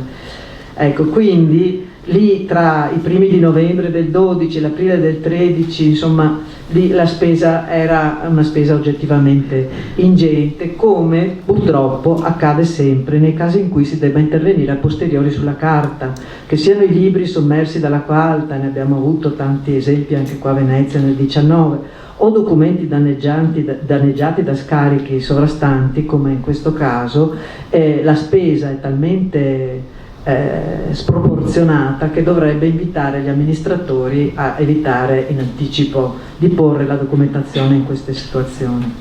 Quindi anche all'atto della restituzione delle carte risanate, le monache avevano sentito l'esigenza di manifestare il coinvolgimento provato nel corso del lavoro, con parole anche qui di grande intelligenza e profondità. Un'altra attività svolta in quel periodo era stata quella di mettersi proprio in caccia alla ricerca dei materiali annessi al fascicolo processuale, perché bisognava procedere inserendo anche quelli nella schedatura e riproduzione digitale, almeno di una parte, quindi avere il corpus completo del lavoro. Per dare un esempio della differenza tra la fase, diciamo, dell'inventario elaborato all'Aquila, lì si parla di 600-700 schede, mentre la descrizione fatta a Belluno da Silvia Miscellaneo è una descrizione molto più analitica che ha prodotto alla fine oltre 3200 schede. E quindi questo è un po' fa capire la difficoltà di gestire in maniera separata questa doppia descrizione dell'archivio. Tutte queste difficoltà, insieme con quelle finanziarie che abbiamo avuto, direi alla massima potenza, hanno reso difficili i tentativi, che pur sono stati tentati, di portare il lavoro ad una fase conclusiva in un'unica sede informatica. Quindi questo va detto. Sono stati fatti molti tentativi, ma servivano delle forze superiori che non la buona volontà o l'aiuto di persone anche tecnicamente bravissime, ma servivano veramente investimenti un po' più ingenti. Oltre alla documentazione appunto tradizionale, si diceva, ci siamo messi appunto alla ricerca del materiale che risultava essere stato spedito dal Tribunale dell'Aquila alla sede del comune di Castellavazzo, e da qui poi erano stati trasferiti successivamente al comune di Longarone nell'aprile del 99. Quindi è stato fatto un sopralluogo con Maurizio Reberschak, Silvia Miscellaneo, e poi per il comune di Longarone il segretario comunale, il signor Giovanni De Lorenzi, delegato dal sindaco Roberto Padrin, e veniva intanto aperto un magazzino che conteneva la maggior parte dei materiali, e in quella sede abbiamo fatto una sommaria ricognizione con appunto i contenitori cilindrici, 126 contenitori cilindrici con i carotaggi, le casse di legno, 61 casse di legno contenevano campioni di roccia, e poi anche altri materiali, cioè cassette di legno chiuse con chiodi che contenevano lastre, poi 21 pacchi di registri di grande formato che riproducevano rilievi sismografici. Anche questi poi hanno avuto successivamente una notevole utilità, perché sono stati esaminati molto, molto attentamente dagli studiosi geologi che hanno voluto proprio approfondire la conoscenza di questa tematica. E poi altre scatole di cartone che comprendevano sabbia, sassi, ghiaia. Per rintracciare i plastici, di cui qui vedete un'immagine prima del restauro, siamo dovuti andare proprio alla ricerca stanza per stanza nel palazzetto dello sport sotto, nel piano sotto, e sono affiorati sotto altri plastici più recenti, 2 plastici in gesso che entro una base di legno abbastanza malandata, con alcune parti mobili che rappresentano l'area del Monte Toc, della diga dell'invaso e dei paesi circostanti, e si è deciso poi di procedere al restauro per poterli poi far vedere ed esporre nella mostra. Quindi il restauro, e poi anche è stata costruita ad hoc una scatola di legno con delle rotelle, in modo da poter spostare questo plastico, che è veramente importante da guardare, perché si riesce finalmente a capire che cosa e come fosse la situazione. Un'ulteriore attività, sempre sul fronte interno, era stata quella di 2 volte richiedere il prolungamento del periodo di tempo concesso all'Archivio di Stato di Belluno per concludere il lavoro da parte dell'Archivio di Stato dell'Aquila per il tramite del Ministero. Quindi era il Ministero che doveva sostanzialmente concedere questo nulla osta, cosa che è stata effettivamente concessa. Ecco, sul fronte esterno sono state fatte molte iniziative per proprio dare conto del lavoro in corso, e la prima a Venezia già nel 2011 la partecipazione al Salone dei Beni Culturali, cui del resto il progetto era stato già presentato in una precedente versione del 2009, proprio con la presentazione del progetto Archivio Diffuso del Vaillant ad opera di Maurizio Reberschak e anche con la presenza di Eurigio Tonetti. Poi invece proprio nel 2013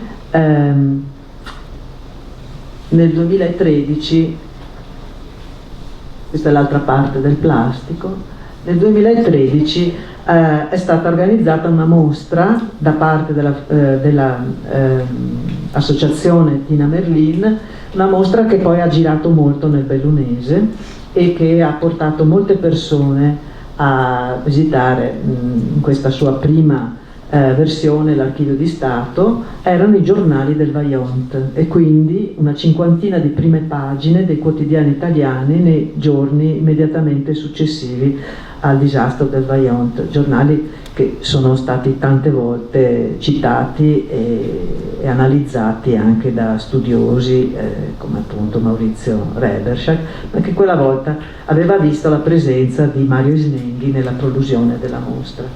E sempre in quell'anno poi c'era stato l'incontro qui a Venezia all'Ateneo Veneto, di cui si era parlato e che appunto molti di voi hanno forse seguito. Bisogna aspettare la fine dell'anno, l'anno proprio del 50°, cioè del 2013, per l'inaugurazione di questa mostra in cui tutti noi abbiamo profuso tanto impegno, che è la mostra dedicata proprio all'archivio del Vaillant, e le bacheche dell'archivio che circondavano la sala contenevano questi documenti che, visti in originale, devo dire, non mancavano di emozionare, colpire, suscitare interrogativi, domande, indignazione da parte dei visitatori. È stata un'esperienza veramente molto importante e quindi questa mostra, le carte del Vaillant dalla diga al processo, è durata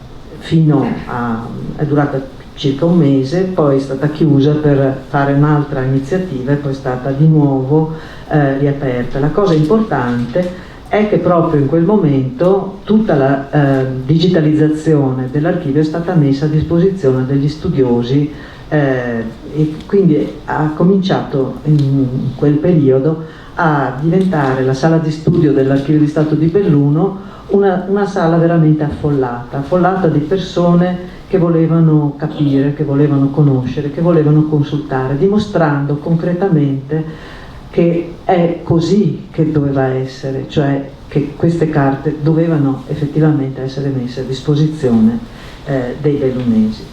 Ma è stato anche importante accogliere l'incontro di geologi che avevano avuto accesso a questa documentazione, e i geologi erano Aldino Bondesan, Roberto Francese e Massimo Giorgi, che dell'Istituto Nazionale di Oceanografia e di Geofisica Sperimentale, e alla presenza appunto del professor Reberschak, per illustrare il confronto tra la ricerca scientifica e la ricerca storica e per aggiornare circa il risultato degli studi condotti sulla frana, utilizzando anche la documentazione processuale che ormai era da mesi messa a disposizione del mondo della ricerca.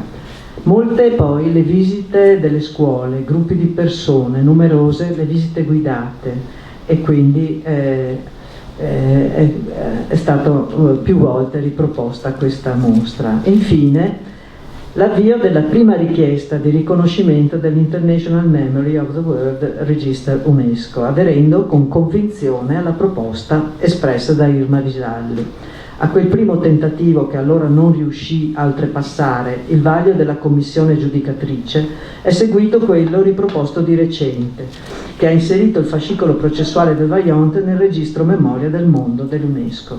A Irma, a Maurizio e a Silvia vanno tutte le mie più calorose felicitazioni per aver raggiunto questo importante e prestigioso riconoscimento.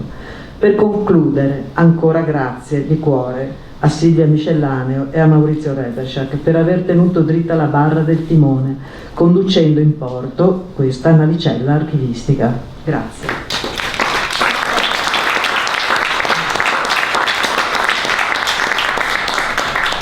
Grazie a Claudia Salmini, ci uniamo ovviamente al ringraziamento per Silvia Miscellaneo e Maurizio Reberschak, e la ringraziamo anche perché ci ha illustrato quali attività, quali difficoltà devono essere affrontate per valorizzare, ma anche ci ha fatto ben chiaramente capire con quali sensibilità devono essere affrontati questi interventi e quali riflessi, quali sinergie possono accendere. Per cui grazie ancora Claudia, e chiamo Eric Dalla Pietà al tavolo.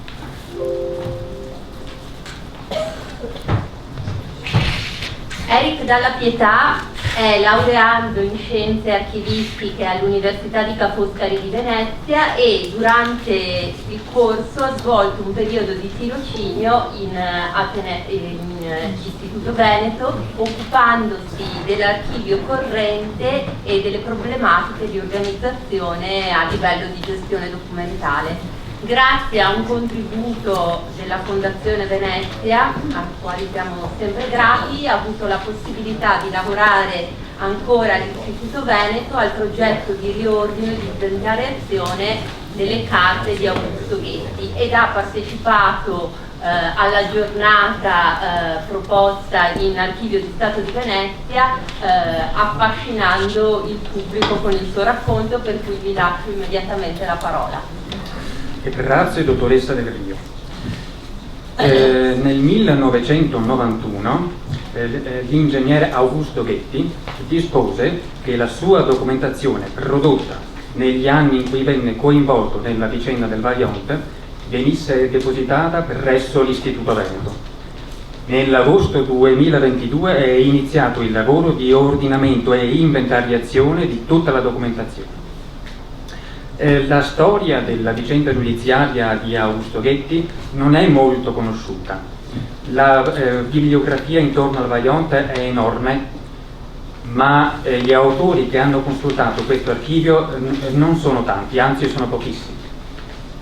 Ancora oggi, 53 anni dopo la sua piena assoluzione, gran parte delle cose dette intorno al ruolo e alla figura di Ghetti non sono corrette. E questa è una diretta conseguenza della non consultazione di questo archivio, che può essere dovuta anche alla semplice ignoranza della sua esistenza.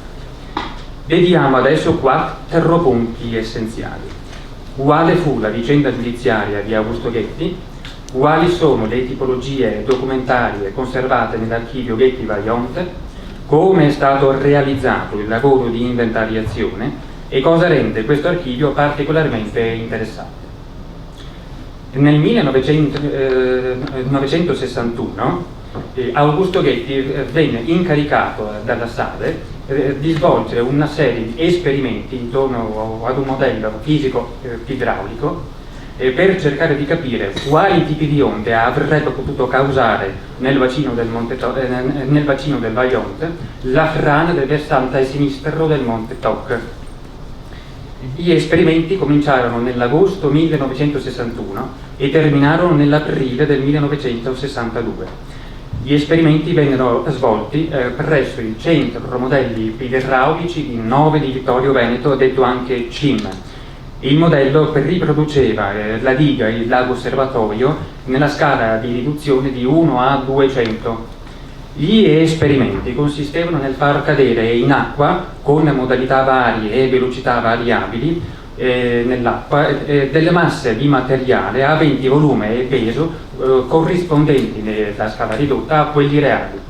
Gli esperimenti furono in tutto 22 Il 3 di luglio del 1962 Ghetti licenziò la sua relazione finale intorno alle prove di Nove, in cui perveniva a una conclusione fondamentale.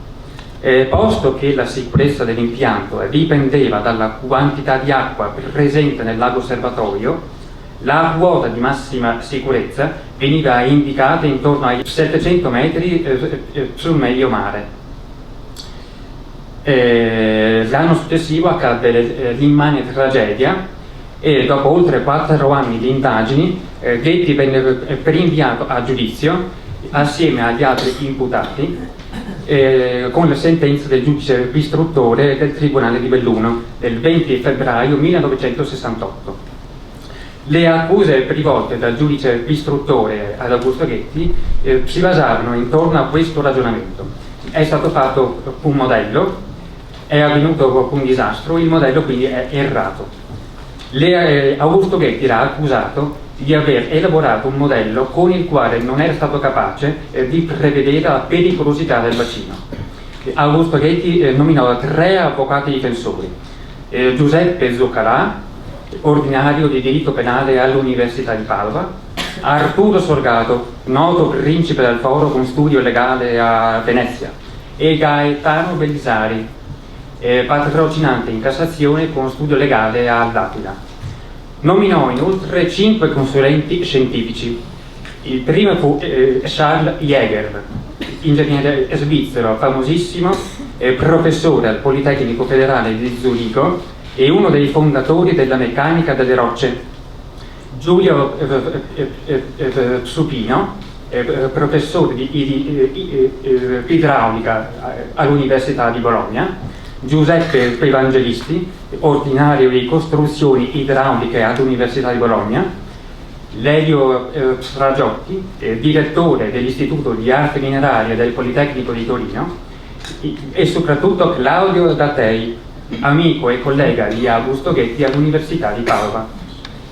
Il punto di partenza della difesa di Ghetti fu il seguente, un semplice fatto.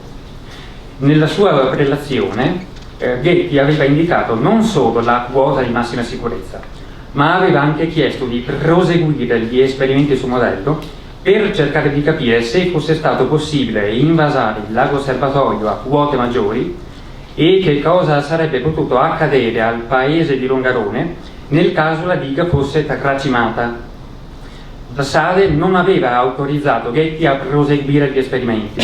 Non vi era stata più alcuna riunione del CIM intorno allo stato del modello e Ghetti non aveva più sentito parlare del Vaillant fino alla data del disastro. In seguito si scoprì che la SADE non aveva inviato la relazione di Ghetti al servizio righe del Ministero dei Lavori Pubblici, violando in questo modo le procedure burocratiche. I tecnici dell'impianto avevano chiesto e ottenuto di invasare il lago serbatoio a quote molto maggiori di quella prescritta da Ghetti e nel corso del 63 avevano attuato un programma intensivo di invasi e svasi rapidi del lago serbatoio che aveva compromesso definitivamente la stabilità del versante sinistro del Monte Toc. Inoltre, ancora, nel corso del 1968, i consulenti scientifici di Ghetti usarono gli spazi del laboratorio di idraulica dell'Università di Padova ed effettuarono dei nuovi esperimenti su modello in scala 1 a 500 e vennero sostanzialmente fatte di nuovo le prove di Nove, tenendo conto di tutti gli elementi emersi dallo studio della frana dopo la data del disastro. I risultati dei nuovi esperimenti furono sconcertanti.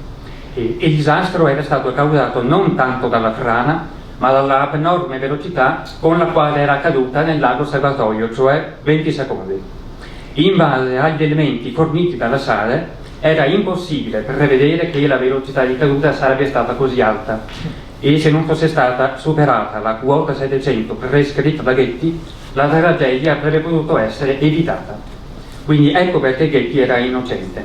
Non era il suo modello a essere scorretto, la vera causa del disastro fu la cattiva gestione del serbatoio da parte dei tecnici dell'impianto. Il processo cominciò nel novembre 1968.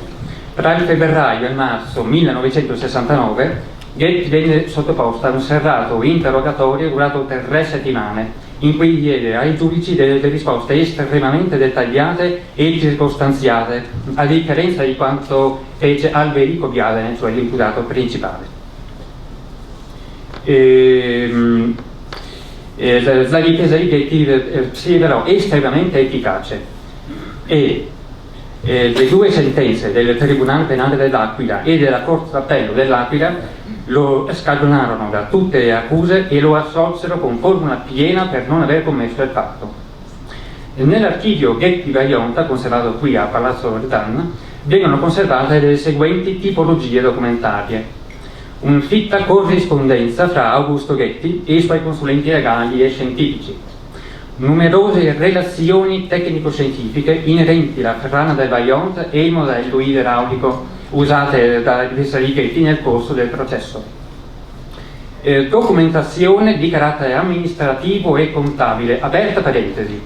Augusto Getty, oltre a indebitarsi pesantemente per sostenere le spese legali, fu anche l'unico degli imputati che avevano ricevuto incarichi dalla SADE a non venire mai sostenuto finanziariamente dalla Montecatini Edison. La Montecatini fu la società che assorbì la SADE nel 1965, chiusa parentesi.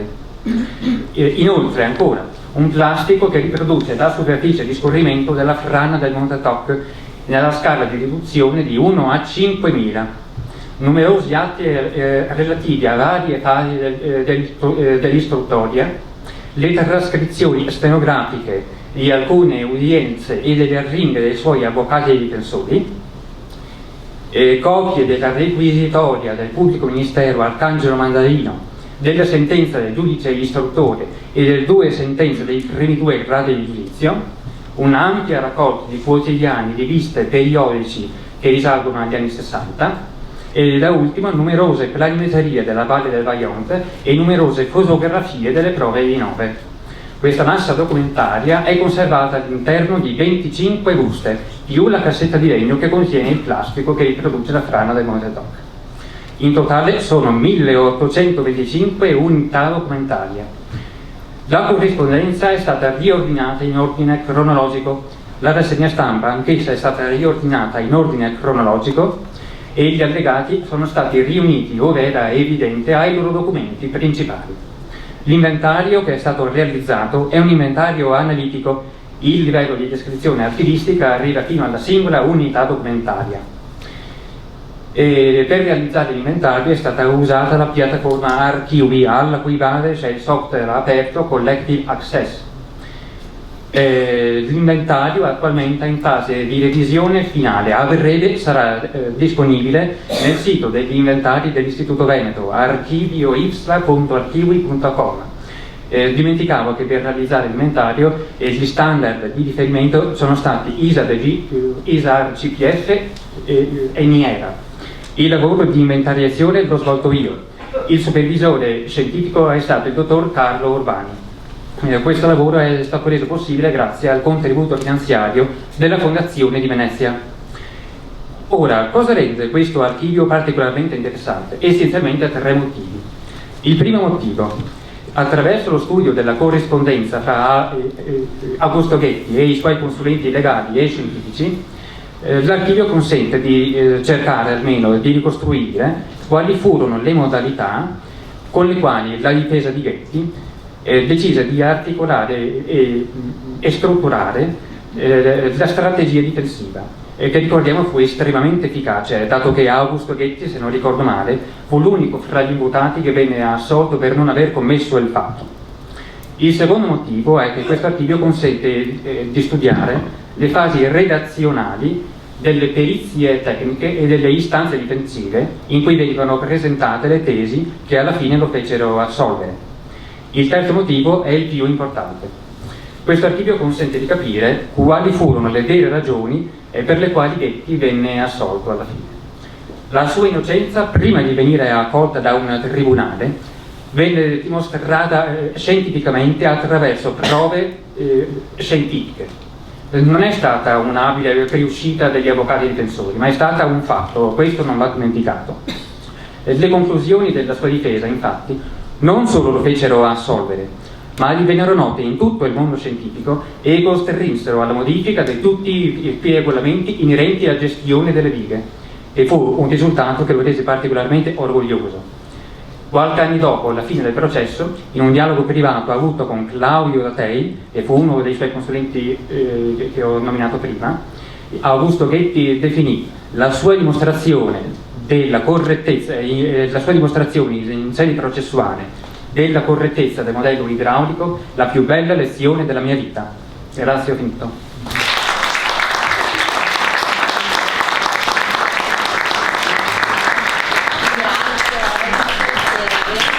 Presentato questo archivio che, come ci hai detto, non è noto ai più, ma soprattutto per l'entusiasmo con cui sempre racconti questa storia e questo lavoro da archivista che appunto ci permette di arrivare alla fonte, alla verità. Adesso facciamo 10 minuti di pausa.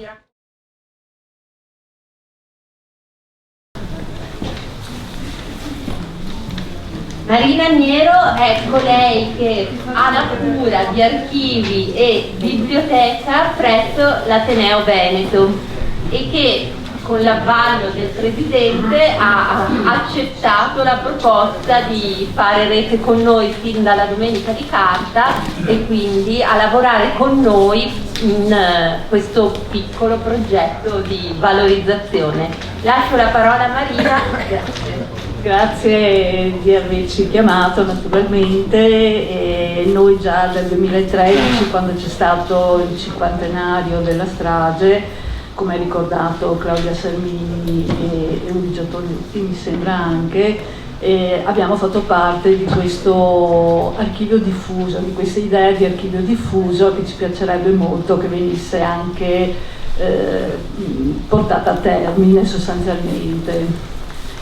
E quindi lavoriamo con piacere, insomma, per diffondere le notizie che sono legate al Vajont, che appunto, come è stato ricordato, è un momento importante della storia italiana e non è soltanto una cosa nazionale, non solo locale. Noi siamo un'associazione culturale e non abbiamo nessuna parte dal punto di vista di produzione di carte nel Vajont. Tuttavia i nostri soci furono in quota parte i protagonisti di questa vicenda, sia per quanto riguarda quelli che hanno causato, diciamo, la strage, per cui a partire dalla Sade con Volpi e con tutti quanti, partendo all'inizio del Novecento, sia successivamente quelli che hanno difeso queste persone, e per cui parliamo di Brass, parliamo di Ottolenghi, parliamo di tutti gli avvocati che in qualche modo hanno difeso gli ingegneri sostanzialmente del progetto Vajont. Queste carte sono arrivate a noi attraverso uno dei nostri soci, quindi l'avvocato Mario Vianello, che faceva parte all'epoca del processo del Vajont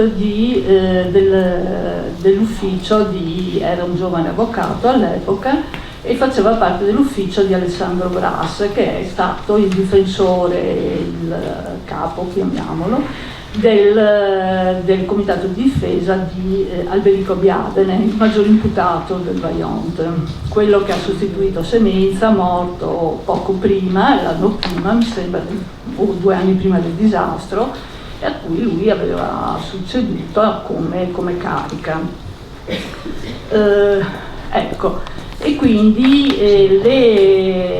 le carte che abbiamo noi non sono una copia, come diceva prima il dottor Alonzi, ma sono originali, diciamo, sono copie originali in un certo senso, perché gran parte sono quelle del processo sono per cui le sentenze, sono le trascrizioni stenografiche, sono insomma tutta la bibliografia che è passata, le relazioni geologiche, le piante, eccetera eccetera, ma una parte è anche propria ed è quella relativa al carteggio che c'è stato tra la difesa e le varie parti. Quindi ritengo che sia un fondo abbastanza importante. È numericamente rispetto al numero delle buste indicato prima in 250 circa, è un quarto circa, sono 60 buste. A noi non sono arrivate le buste originali, ma sono arrivati, l'avvocato le aveva tolte dalle sue buste e le aveva messe in scatoloni, erano 12 scatoloni appunto, e noi li abbiamo tirati fuori e condizionati in queste 60 buste. Abbiamo perso quindi l'ordine, come sanno appunto gli archivisti presenti in sala, l'ordine proprio, la successione, anche se presumiamo che negli scatoloni siano state riversate togliendole appunto con un senso logico. Questo ci ha creato qualche problema appunto di inventariazione. Tuttavia da queste carte, l'importanza di queste carte sostanzialmente è nel capire, nel mettere in chiaro quella che fu la trama della difesa, dove è voluto portare. Sostanzialmente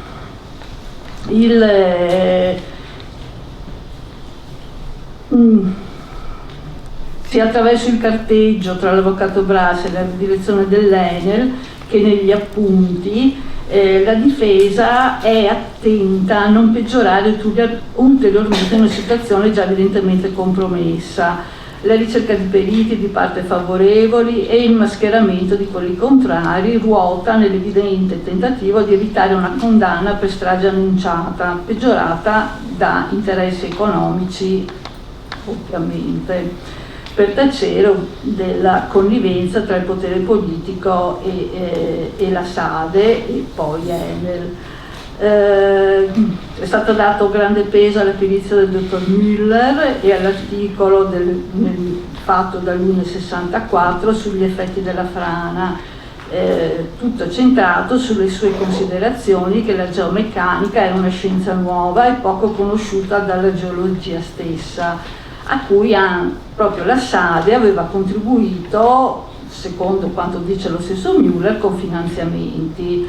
Quindi rimarcare la non conoscenza degli stessi geologi dei comportamenti delle rocce in certe situazioni aveva in qualche modo sdrammatizzato quanto detto dallo stesso Semenza in uno dei suoi diari, che diceva appunto che non sono geologi, che loro ingegneri non erano geologi, e questa ammissione di ignoranza degli stessi geologi che non conoscevano appunto quali fossero gli effetti effettivi,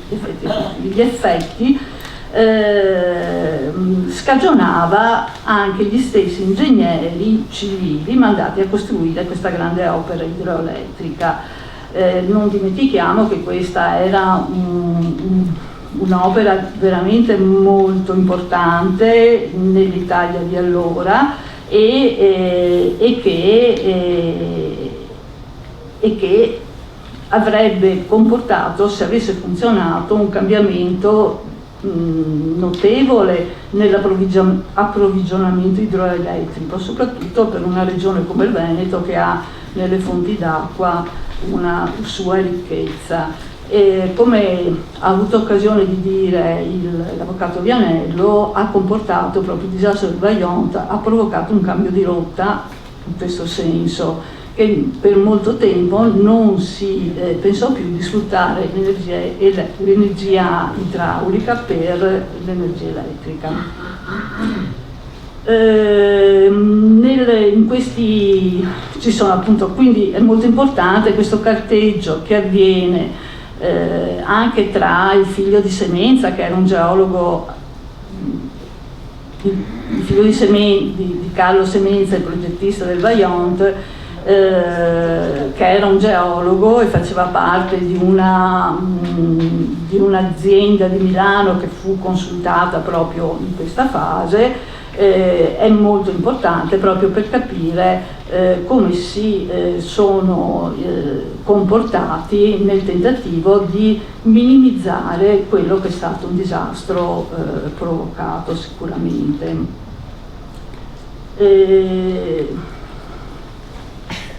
Ecco, quindi a questo punto noi possiamo dire questo, che le nostre carte, il nostro fondo è consultabile, anzi è stato consultato, però abbiamo anche delle perplessità sulla possibilità di far consultare il fondo, perché appunto proprio questa parte, che è la parte più interessante, il carteggio, penso che abbia anche dei problemi di privacy non indifferenti, perché ci sono anche dei commenti chiaramente tra l'avvocato, tra Brass e la Enel, che non so se possono essere, questo mi rimetto alla Corte. E per cui siamo anche, cioè a noi piacerebbe appunto che ci fosse una maggiore conoscenza di tutti questi fondi Vajont, tra virgolette, e che fossero messi in comunicazione, cioè che ci fosse una gestione effettivamente diffusa sul territorio, anche per questi problemi che non sono proprio così insignificanti e che sono di sicuro interesse per la storia, però insomma c'è anche una legge e dei diritti sulla privacy che vanno sicuramente tutelati, ovviamente. E ecco, per cui mi fa molto piacere che dopo 10 anni si sia rifatto un incontro per rimettere appunto in essere, per vivacizzare di nuovo proprio questo fondo, che è di un'importanza secondo me fondamentale per i tanti problemi che comporta, in tutti i sensi che possiamo andare a toccare. Grazie Marina. Effettivamente lo spunto che da Marina mi ero sulle problematiche di consultazione, sulla privacy, sulla consultabilità, può essere un altro motivo di sinergia per uno studio condiviso e delle regole condivise, appurate e da adottare oralmente. Grazie Marina. Noi ce l'augureremo, perché appunto avremo. A questo punto chiamo al tavolo il professor Giovanni Marras, professore ordinario di composizione architettonica urbana presso il Dipartimento di Cultura del Progetto dell'Università UAB di Venezia.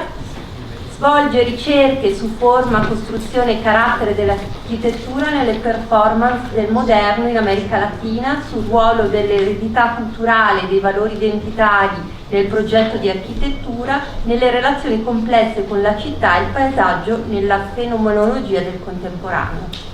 Giovanni Marras è stato coautore del volume su Giuseppe Samonà e la Scuola di Architettura a Venezia, appunti per una biografia intellettuale. Infatti nel suo intervento di oggi ci presenta appunto la ricostruzione e il fondo di Giuseppe Samonà conservato all'Archivio Progetti dell'OIUAB. Grazie professore. Grazie a lei, grazie. Adesso cerco di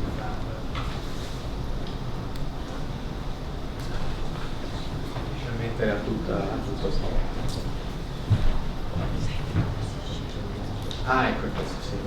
Bene, grazie, insomma, grazie anche della presentazione e grazie all'Istituto Veneto di Scienze, Lettere ed Arti che ci ospita e che con l'Archivio di Stato di Venezia e anche con l'Ateneo Veneto si fanno promotori di questa iniziativa, di questo incontro dedicato a Vajont 60 anni dopo. Ecco, questo mio intervento sarà necessariamente breve, e però introduce una questione diversa, insomma, rispetto a quelle di cui finora abbiamo sentito parlare, nel senso che già nel titolo che mi è stato assegnato, la ricostruzione e il fondo di Giuseppe Samonà all'Archivio Progetti dell'Università UAV di Venezia pone il tema della ricostruzione, quindi il tema della ricostruzione dopo la catastrofe introduce un'altra questione, un'altra storia altrettanto controversa, a dire il vero, non così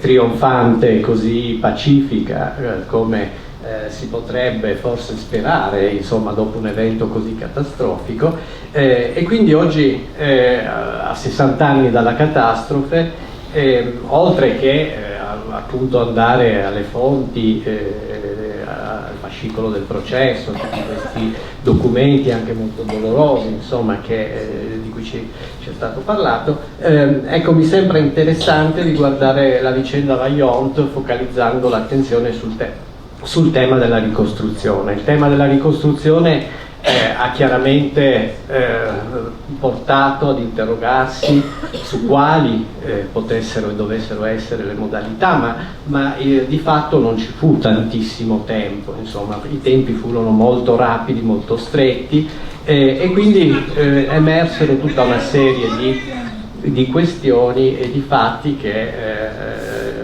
sono a loro volta estremamente complicati. Ed è anche un fatto che la grande mole di documenti e di piani per la ricostruzione di Longarone e del Vajont siano documenti significativi per comprendere anche come la memoria di questo evento sia anche una memoria che si deposita nei paesaggi, si deposita nel costruito, quindi si deposita in una serie di elementi che si rintracciano nei luoghi appunto della ricostruzione. Inoltre poi questa grande mole di documenti, di piani per la ricostruzione, sono anche documenti significativi per comprendere come la cultura architettonica e urbanistica tra le più aggiornate del paese in quel momento abbia affrontato allora scientificamente il tema della ricostruzione. Quindi un tema anche peraltro attuale rispetto alla nostra consuetudine quotidiana oggi, con problemi di ricostruzione di varia natura a seguito di guerre, dissesti idrogeologiche e altre calamità. Ecco, quando si parla di ricostruzione del Vajont, ricostruzione di Longarone, immediatamente entra in gioco Giuseppe Samonà e lo IUAV in senso lato, quello che allora si chiamava Istituto Universitario di Architettura di Venezia e che oggi è Università IUAV di Venezia. Giuseppe Samonà e lo IUAV messi insieme quasi come i principali artefici della ricostruzione, ma parlando di fonti per la storia utili quindi alla definizione di questa sorta di grande archivio, no? Di grande rete di archivi che in qualche modo riconducano a tutte le fonti che sono implicate nella dolorosa vicenda del Vajont, emerge quindi quella dei fondi custoditi all'Archivio Progetti dello IUAV, dell'Università IUAV di Venezia oggi, e sono appunto fonti che mettono in evidenza anche altre figure notevoli, ecco. Quindi non soltanto Giuseppe Samonà, ma anche tutta un'altra serie di figure che a vario titolo, in vari momenti, in varie fasi, si sono intrecciate con la storia dello IUAV. Ecco, oggi, che quindi non si esauriscono tutte nella figura di Samonà, figura che fu in un certo senso e in un certo qual modo decisiva poi per la ricostruzione stessa, soprattutto nelle primissime fasi, della ricostruzione a pochi mesi dalla catastrofe. Ecco, prima di fare comunque una riflessione sulla figura e sul ruolo di Samonà e sugli archivi che ne documentano l'attività, mi sembra utile presentare un lavoro recente, ecco, che abbiamo fatto allo IUAV proprio a 60 anni dalla catastrofe, e infatti di questo ampio corpus il volume Ricostruire Longarone, i piani e le architetture 1963-1972, curato da Guido Zucconi, che è qui presente, con l'imprescindibile e fondamentale contributo di Serena Maffioletti, che pure è qui presente in aula, come responsabile scientifico dell'archivio progetti. Mette in evidenza subito che la ricostruzione di Longarone è una storia un po' più complessa, è una storia complicata, difficile, controversa, come ho detto all'inizio, e quindi mette in evidenza subito che oltre a Giuseppe Samonà, che sicuramente fu, almeno nelle intenzioni e nella prima fase, una sorta di grande regista, di grande animatore di questi piani e progetti per la ricostruzione, mette in evidenza anche tutta un'altra serie di figure che in questa ricostruzione ebbero un ruolo assai importante. Oltre ai suoi allievi diretti, Costantino Dardi, Valeriano Pastor, Semerani, Polesello, Mattioni, altre figure emergono anche dalle pagine di questo libro, che è stato costruito proprio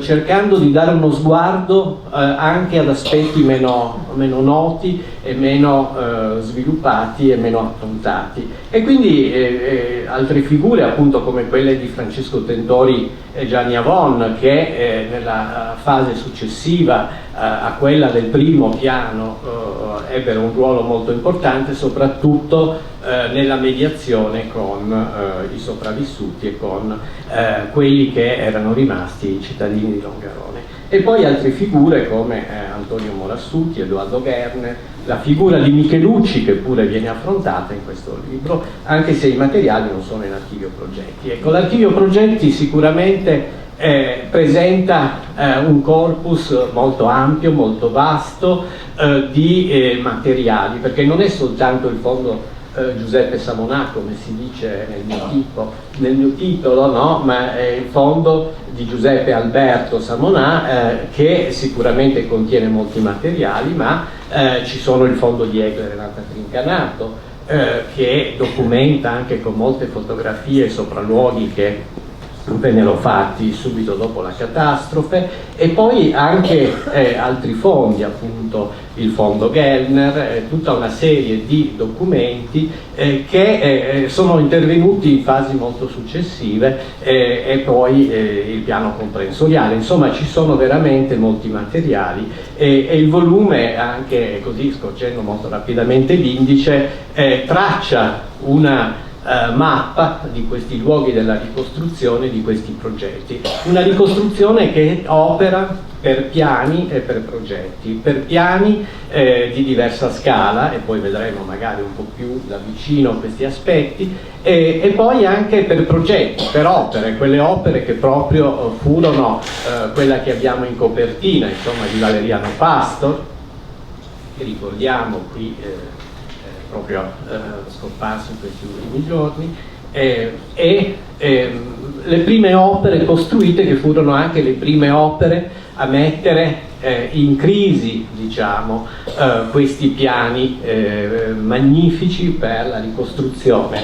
Ecco, quando parliamo di ricostruzione di Longarone, e dico Longarone perché effettivamente era il centro abitato che era stato investito in modo violentissimo dalla massa d'acqua ed era stato cancellato. Ecco, bisogna proprio tenere presente il fatto che quando parliamo di ricostruzione qui ci troviamo in una situazione abbastanza strana, perché questa violentissima frana ha effettivamente cambiato e trasformato completamente la topografia dei luoghi, cancellando veramente quasi tutte le tracce e lasciando soltanto alcuni capisaldi che vedremo poi nei progetti, tuttavia sono ripresi e anche restano.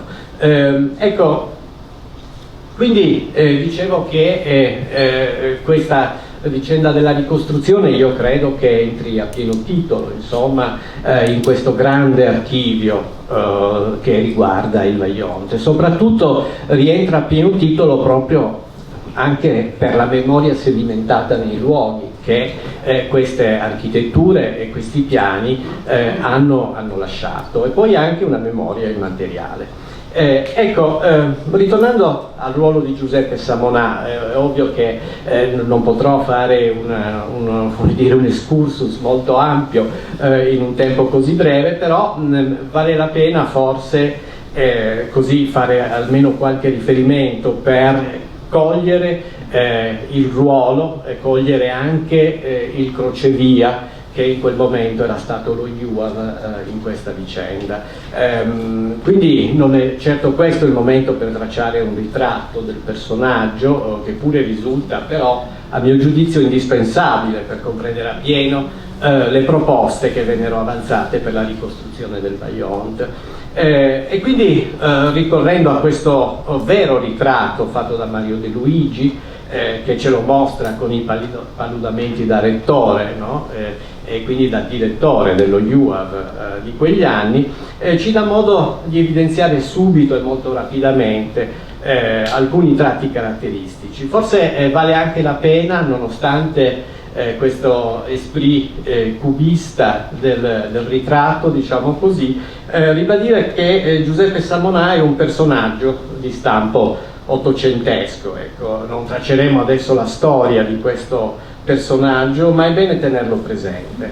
Ecco, all'inizio degli anni 60 Giuseppe Samonà, negli anni prima della catastrofe, era all'apice della sua carriera, era una figura riconosciuta per i suoi contributi scientifici al dibattito architettonico, era progettista di opere importanti, la Palazzata di Messina, altre opere significative che adesso comunque non abbiamo il tempo di ripercorrere, e soprattutto i suoi testi in qualche modo sono stati importanti. Giuseppe Samonà approda a Venezia nel 1936, appunto come docente di carattere distributivi degli edifici, lo vediamo qui con Egler e Renata Trincanato, e subito inizierà, ed ecco perché il ritratto di De Luigi, a rifondare lo UAV in modo molto importante, quindi dando un'impostazione decisamente diversa a questa scuola rispetto ad altre scuole che in Italia esistevano, che avevano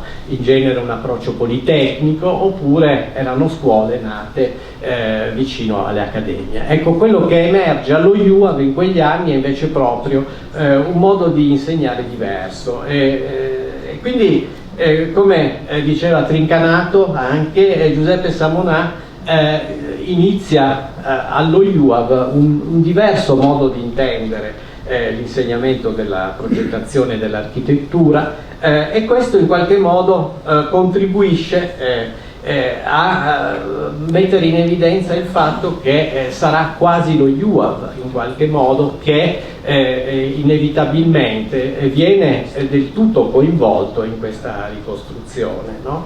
Ed è proprio a partire dalla rifondazione della Scuola di Venezia che per molti versi Giuseppe Samonà ha contribuito a consolidare anche una certa tradizione italiana dell'architettura, e per molti versi è stato anche considerato come l'iniziatore di un certo modo di intendere il progetto di architettura in relazione alla città. Ecco, pochi anni prima della catastrofe, peraltro, esce questo libro, no? L'urbanistica e l'avvenire delle città, un libro del 1959, e che in qualche modo, soprattutto nell'ultima parte, introduce il tema della conservazione. Il tema della conservazione è introdotto proprio nella fine di questo libro, insieme a quello di una nuova dimensione della città. Ecco, questo della nuova dimensione della città sarà un tema di straordinaria importanza per la ricostruzione di Longarone, perché la ricostruzione di Longarone verrà concepita non tanto e non soltanto come la ricostruzione dell'abitato rispetto al sedime che precedente aveva, ma verrà concepita come la costruzione di un nuovo centro in una dimensione comprensoriale, in una dimensione molto più ampia. Quindi in questo senso possiamo ben dire che in quel momento Samonà rappresenta un punto di riferimento per l'architettura e l'urbanistica a livello nazionale, e per molti aspetti la scuola di Venezia, già in parte riformata e rifondata, era uno dei luoghi in cui si studiava appunto la progettazione architettonica e urbana in modo del tutto nuovo. Ecco, in questa cornice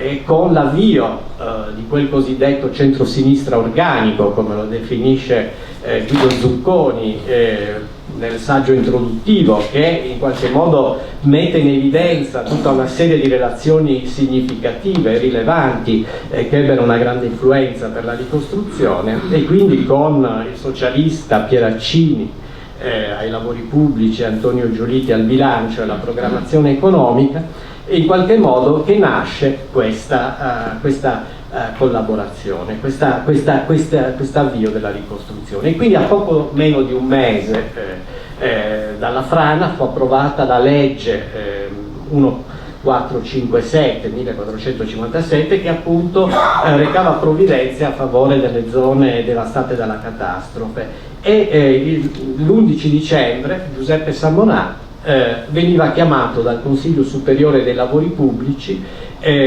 a presiedere la commissione per la ricostruzione di Longarone, e quindi è un incarico diretto che viene appunto da Roma, diciamo così, e questo sarà un aspetto rilevante rispetto a tutte le vicende che seguirono in questa controversa situazione.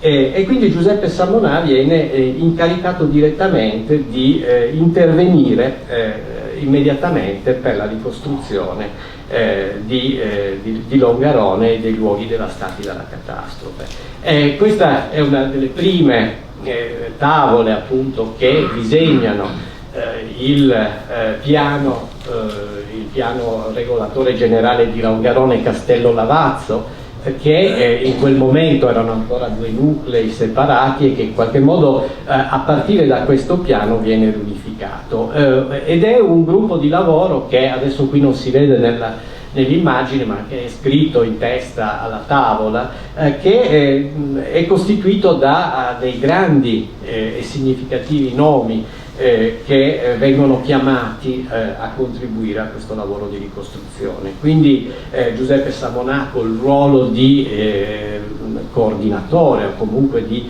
urbanista presidente, come è scritto nel cartiglio, Nino Andreatta come economista, Leonardo Benevolo come urbanista, Alessandro Pizzorno come sociologo, e poi coadiuvato da una serie di architetti, Roberto Bianchini, Costantino Dardi, Giovanni Fabbricotti, Lianotta, Valeriano Pastore. Ecco, la compagine di questi architetti è interessante perché oltre ai diretti allievi di Giuseppe Samonà ci sono anche gli architetti che prima della catastrofe erano stati incaricati di redigere un nuovo piano regolatore generale a seguito di un concorso, un piano regolatore generale di cui ancora si possono rintracciare gli elaborati e le bozze di studio negli archivi del comune di Longarone.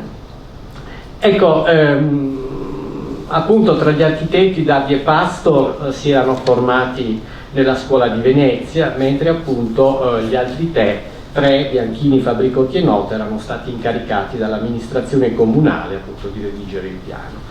Ecco, dopo la catastrofe Giuseppe Samonà per passi successivi fu incaricato del piano regolatore generale appunto di Longarone e Castellavazzo, subito nel dicembre 1963, dell'individuazione dei comprensori della provincia di Belluno e Udine nel settembre del 1964 e poi dei piani regolatori comprensoriali di queste due province nel novembre del 1964 e poi ancora del piano particolareggiato di esecuzione del piano regolatore generale di Longarone e Castello Lavazzo nel marzo del 1965. Quindi l'avvio della ricostruzione, si può ben dire, è nelle mani di Giuseppe Samonà e dello IUAV.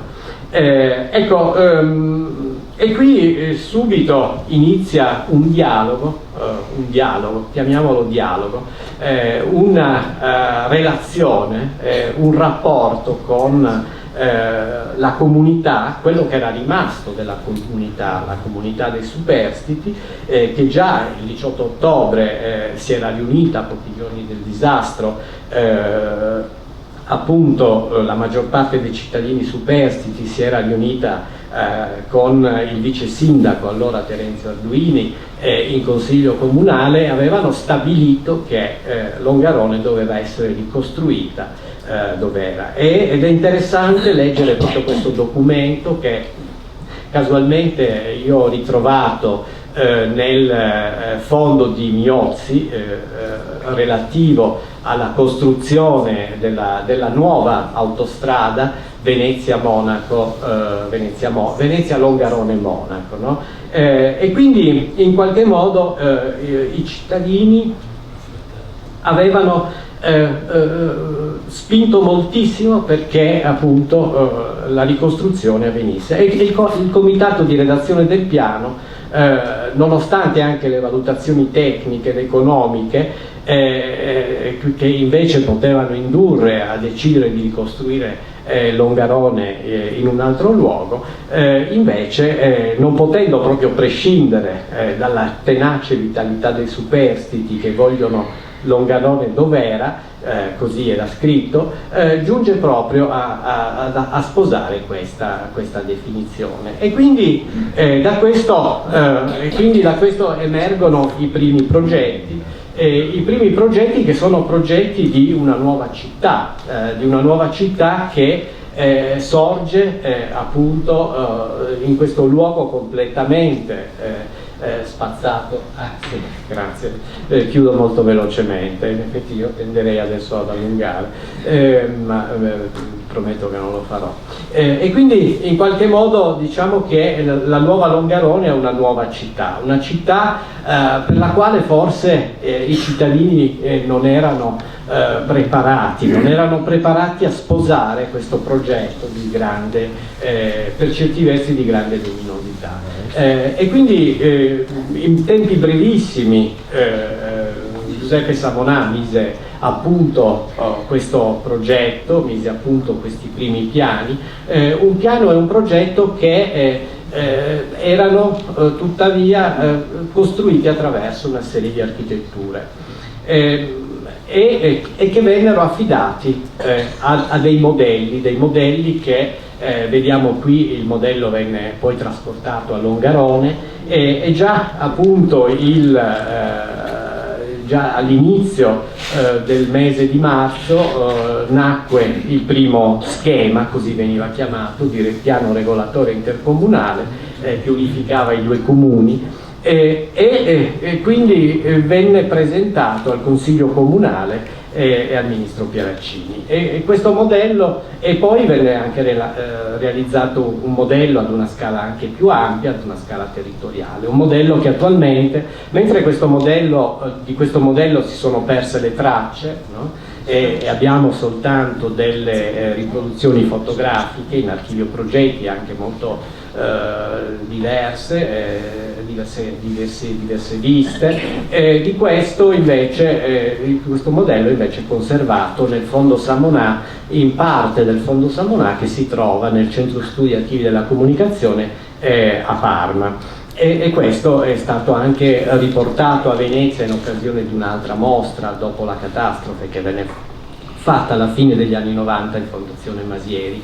Ecco, il modello mostra una città nuova e soprattutto mostra un luogo che era ispirato alle più come dire, aggiornate teorie dell'architettura di quel momento, forse e proprio soprattutto era concepita come una città ad una scala comprensoriale, e quindi con nuovi edifici comunque che si ispiravano a questo tema dei murazzi e tutta una serie di insediamenti. Ecco, nel modello anche riconosciamo le parti sopravvissute alla catastrofe. Questi edifici del vecchio comune erano stati comunque conservati e inseriti nel modello proprio a segnare il sedime della vecchia via Roma.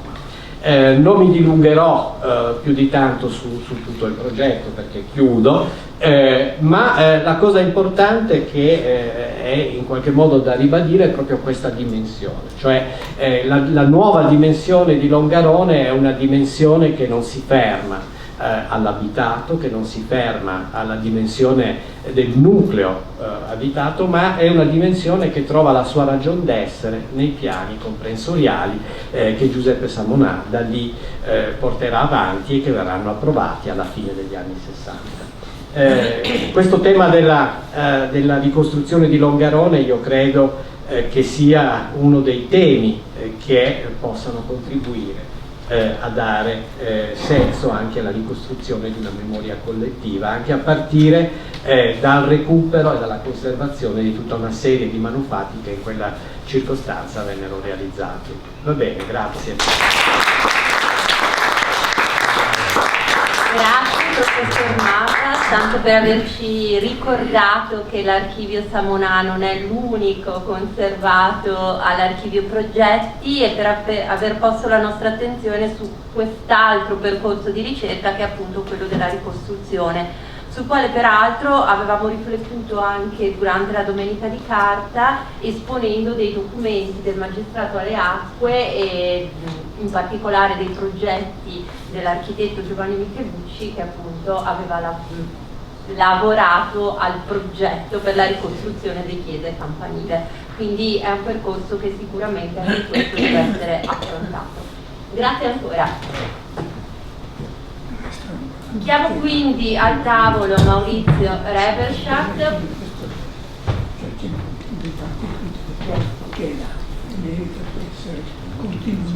padre di ogni progetto relativo alle fonti del Vajont, per cui non aggiungo altro e lascio la parola.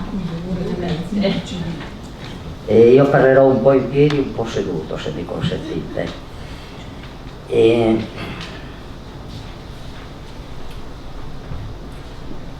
Trovo che la giornata di oggi sia un punto fermo per parlare di archivio diffuso del Vajont. Io ne parlo da 20 anni. Il mio primo saggio è del 2004, ma ne avevo parlato già prima senza scriverne. Vorrei subito chiarire un possibile equivoco sull'aggettivo diffuso, perché oggi sentiamo parlare di diffusione dappertutto, c'è un archivio, c'è un turismo diffuso, ci sono le biblioteche diffuse, ci sono i musei diffusi. E quando parlo di archivio diffuso del Vajont io intendo certamente un riferimento ampio sulle istituzioni territoriali, con una unificazione progettuale. Però deve esserci un progetto alla base, non deve essere fatto di tante varie iniziative in base alle quali ognuno segue il suo sentierino di percorso, no? Bisogna realizzare un progetto unificato fatto da varie teste istituzionali, da varie forze istituzionali, in modo da raggiungere un obiettivo. Questo è un progetto, altrimenti si fanno gozzoviglie e basta. Per realizzare un progetto di questo tipo, lo dirò subito, volevo dirlo alla fine, ma è meglio che lo dica immediatamente, in modo da evitare poi che ci troviamo a parlarne in 4 persone.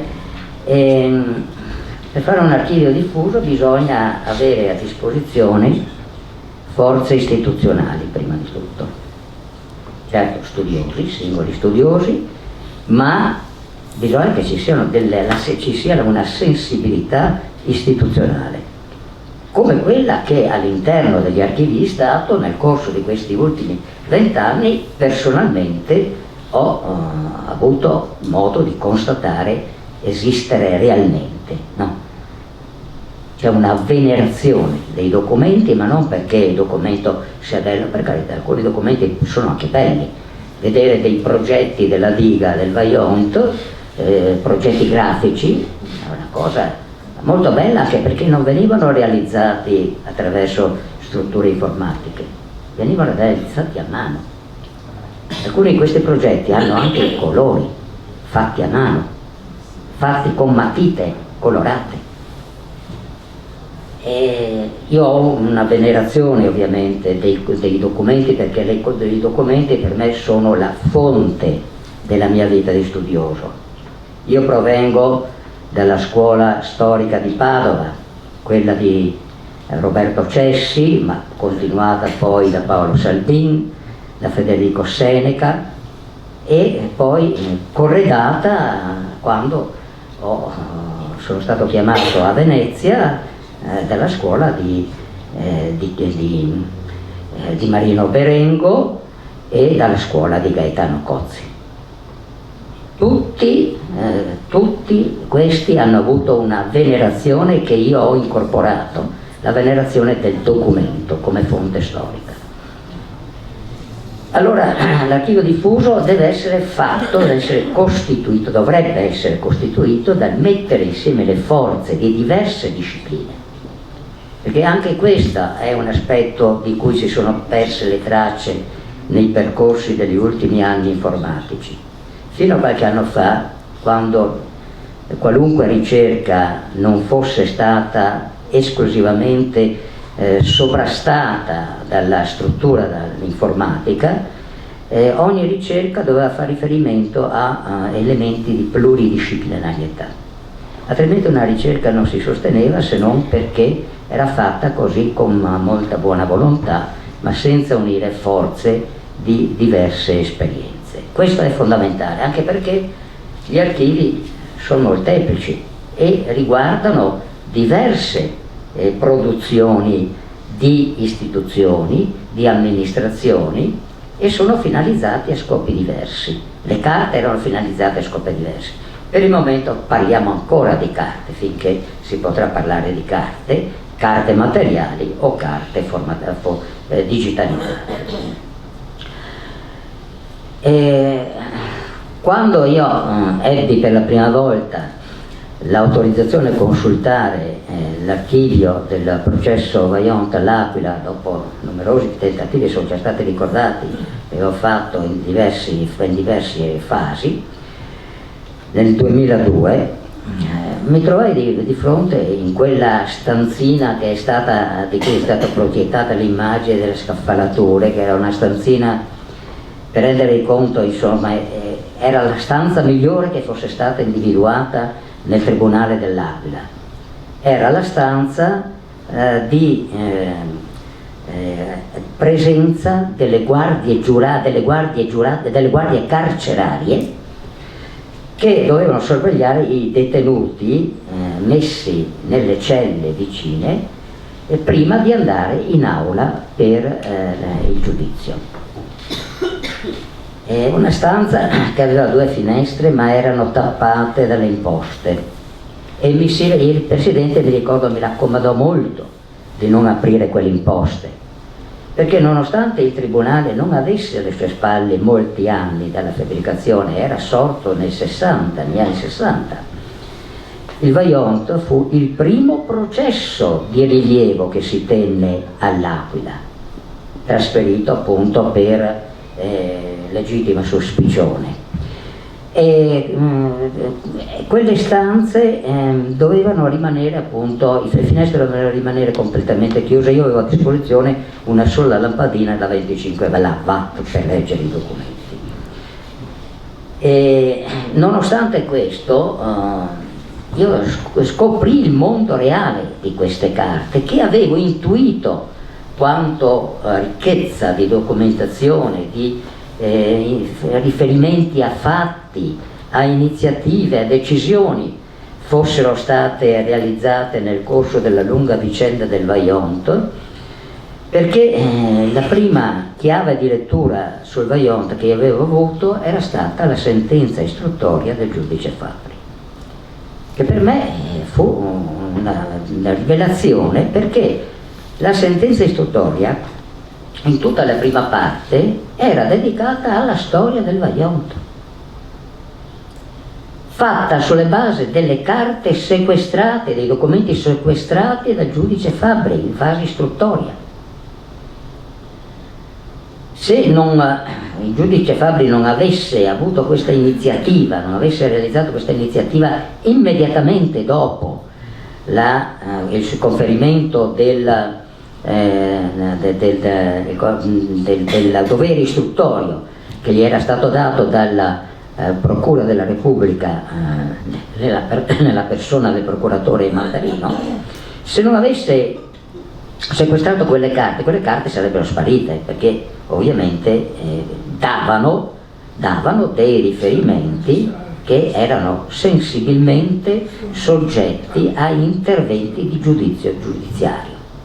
Poi i processi andarono in altro modo. Fabbri rinviò a giudizio 11 membri, 11 imputati. E questo giudizio fu, tutto sommato, la procedura giudiziaria fu molto breve. Raffrontata ai giorni nostri un processo penale nei 3 gradi di giudizio che si concluda in circa 3 anni, grosso modo, poco più di 3 anni, e per noi, ai nostri giorni, è una cosa impensabile, irrealizzabile, assolutamente irrealizzabile. L'istruttoria era donata 5 anni. 5 anni, ma perché? Perché le carte raccolte erano carte sterminate, non solo per effetto dei sequestri, ma perché 3.000 furono le testimonianze raccolte. Raccogliere 3.000 testimonianze, convocare il testimone, farlo parlare, redigere il verbale, faceva perdere molto tempo, anche perché si faceva tutto a mano, si scriveva a mano o in dattilosgrafia. Il cancelliere verbalizzava con la sua macchina per scrivere, manuale, come si usava allora. Mi ricordo sempre un aneddoto. Io ho avuto occasione di avere una frequentazione continua con il giudice Fabbri, e mi ricordava come lui avesse redatto la scrittura della sentenza istruttoria con una macchina per scrivere IBM a testina rotante, che era il non plus ultra ovviamente della innovazione elettronica allora. Quella testina che era stata poi data da Fabbri, donata dopo che la macchina era stata dismessa dall'inventario del tribunale, ovviamente. Fabbri aveva recuperato la testina, l'aveva donata al comune di Longarone perché venisse depositata in un archivio testimonianza di un elemento del processo da lui condotto. Io ho fatto ricerca al comune di Longarone e ho svuotato armadi, della testina non c'è più traccia. Come? Ovviamente perché? Ma perché quando si deve amministrare, le carte vecchie e le cose vecchie danno fastidio, occupano spazio e non si sa dove mettere la roba, e allora la prima roba che capita sotto mano di facile distruzione la si butta via, la si butta alla spazzatura. Un archivio diffuso va ovviamente individuato nella sua realizzazione. Ci vogliono forze personali individuali, soprattutto legate a discipline specifiche, a molte discipline. Ci vogliono istituzioni che portino avanti il progetto, perché un progetto non può essere portato avanti da una istituzione come finora ha fatto l'Archivio di Stato di Belluno. Parlo dell'Archivio di Stato di Belluno perché non voglio parlare di altri soggetti istituzionali che sono stati ricordati, come la Fondazione Vaillant, che all'inizio ha amministrato i finanziamenti provenienti dalla Cari Verona, provenienti dal Ministero dei Beni e delle Attività Culturali, come si chiamava allora, tra i vari nomi non ricordo quale avesse precisamente la definizione, attraverso la Direzione Generale degli Archivi,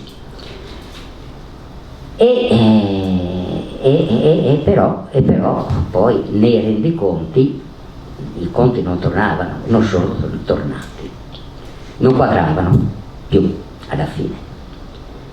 Quindi figure istituzionali che diano anche una garanzia di carattere istituzionale nella iniziativa e che si sentano in qualche modo responsabili di quello che si fa, perché se non c'è la convinzione che un progetto ha valore è inutile metterci a perdere tempo. Quindi eliminiamo soggetti del tutto secondari. Non si possono amministrare fondi culturali per fare le selezioni di Miss Italia, o per fare le corse sui sacchi, o per fare le pedonate, organizzare gli arrivi di Giro d'Italia. Fondi istituzionali vanno indirizzati a obiettivi istituzionali. Quindi lasciamo perdere le ricorrenze annuali, decennali, che non servono a niente se non a fare ricordare una volta all'anno che è successo questo fatterello del Vaillant, no? Ma cerchiamo di fare un progetto che si realizzi con continuità, convenzione, competenza, avendo a disposizione però, e questo è il tasto dolente, oltre che le forze, anche i finanziamenti. Perché se noi individuiamo alcuni fondi archivistici, ne ho scritti solo 15, solo, perché i riferimenti sono molteplici, sono vastissimi, e li elenco di corsa questi 15. L'Archivio Centrale dello Stato, l'Archivio di Stato di Belluno, l'Archivio di Stato dell'Aquila, che ha altri fondi archivistici, non solo quello del Ministero dell'Archivio Processuale, che è di sua competenza, è titolare, l'Archivio di Stato dell'Aquila. E a proposito dell'Archivio di Stato, dell'Archivio del Processo Vaillant, benissimo quello che è stato ricordato delle parole di Mattarella, del Presidente Mattarella, parole sacrosante. Però ho paura che queste parole finiscano come è finita la vicenda del cimitero monumentale del Vaillant, l'attuale cimitero, no? Che di monumentale ha solo la parola usata da Napolitano, alla quale non è seguito nessun atto di carattere amministrativo per renderlo monumentale, perché ci vuole un atto amministrativo. E così io mi auguro che di fronte alle parole di Mattarella, che ha letto e sono state lette e spiegate precedentemente, ci sia un'iniziativa di carattere amministrativo che renda tale il deposito permanente nell'Archivio di Stato di Belluno come sede della memoria, non perché ci si voglia accaparrare delle carte, assolutamente no, ma perché si vuole fare un riferimento di sede della memoria, quella memoria che l'UNESCO nel maggio di quest'anno, dopo 10 anni di lavoro, perché la prima idea, Salmini la sa, perché è venuta fuori proprio all'inaugurazione della mostra sul Vaillant, nell'archivio di Stato di Belluno nel 2013, dicembre 2013. La prima idea è stata lanciata nell'inaugurazione della mostra del 2013. Ci sono voluti 10 anni per farla passare, ma finalmente ci siamo riusciti. Allora, ritorniamo un momentino. Archivi dei comuni: Longarone, Castellavazzo, unico comune, Erto e Casso, Ponte nelle Alpi, Vaillant. Chi si ricorda, chi conosce che c'è un comune che è denominato Vaillant, nella piana friulana vicino a Maniago, costruito sottraendo al comune di Maniago il territorio per costruire un nuovo comune nel quale avrebbero dovuto andare a risiedere gli abitanti di Erto e Casso, che si diceva avevano deciso con un referendum di andare via da Erto e Casso. Ma quale referendum? C'è una piccola commissione, non si sa nominata da chi e a chi dovesse poi riferire, che ha girato casa per casa degli ertani che erano rimasti, chiedendo ai capofamiglia, non a tutti i componenti della famiglia: tu vuoi restare qua o vuoi andare nella piana di Maniago, dove ci sono terreni a disposizione per coltivare e quindi non più un campetto delle patate come avevate voi, ma coltivare in maniera produttiva. E la maggior parte degli ertani, con questo sondaggio, che più di un sondaggio non fu, rispondono per poco più del 50% di sì. Vanno e si trovano la piana in cui devono costruire la città progettata da Samonà, la New Town progettata da Samonà, che ha dei riferimenti culturali eccezionali, perché Samonà fa riferimento al reticolato romano per costruire questa piccola città, fa riferimento al graticolato di New York. Insomma, sono dimensioni di carattere mondiale e storico che Samonà tira fuori, ma tutto poi viene ridotto e avvilito a un semplice incrocio di vie, per cui tutti ai quali l'opinione comune, a quali domandate: ma com'è questo nuovo paese di Samonà? È una schifezza che alle spalle però ha una base di riferimento culturale eccezionale. Cerco di concludere con il riferimento degli archivi. L'archivio progetti dell'UAV, insieme all'archivio di studi e delle comunicazioni dell'Università di Padova, che ha una parte dell'archivio di Samonà, che purtroppo è stato frammentato. L'unitarietà dell'archivio non è stata conservata, l'archivio è stato frammentato in queste due destinazioni.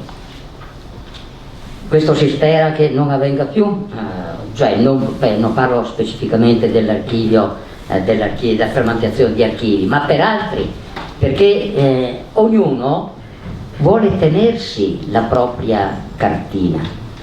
Quindi la linea della frammentazione degli archivi è un pericolo reale. Quando la dottoressa Niero prima parlava degli archivi, dell'archivio Brass all'interno dell'archivio Vianello, perché è stato depositato dall'avvocato Vianello, che quando Alessandro Brass smise la carriera, smise la funzione, smise l'attività, tutto venne poi gestito dall'avvocato Vianello, e fu l'avvocato Vianello a donare o a depositare, non so bene come sia venuta la modalità, questo archivio all'Ateneo Veneto di Venezia.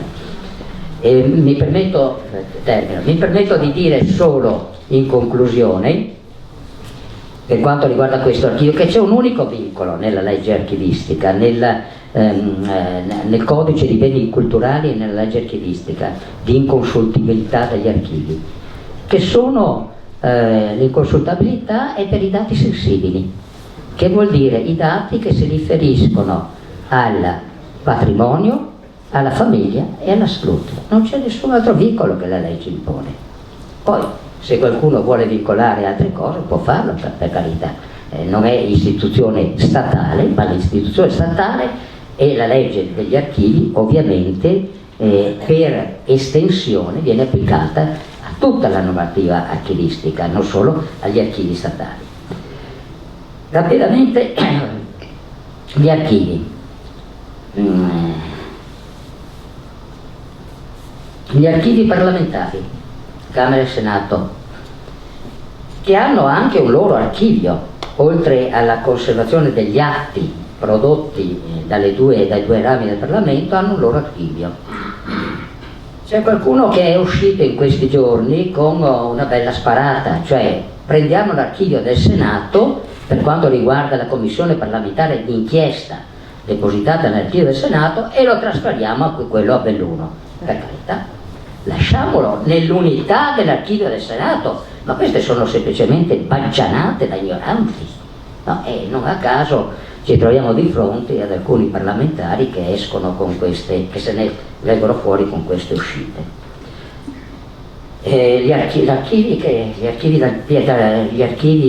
e Dal Piazza all'interno dell'Istituto Veneto Scienze delle Arti che ci ospita,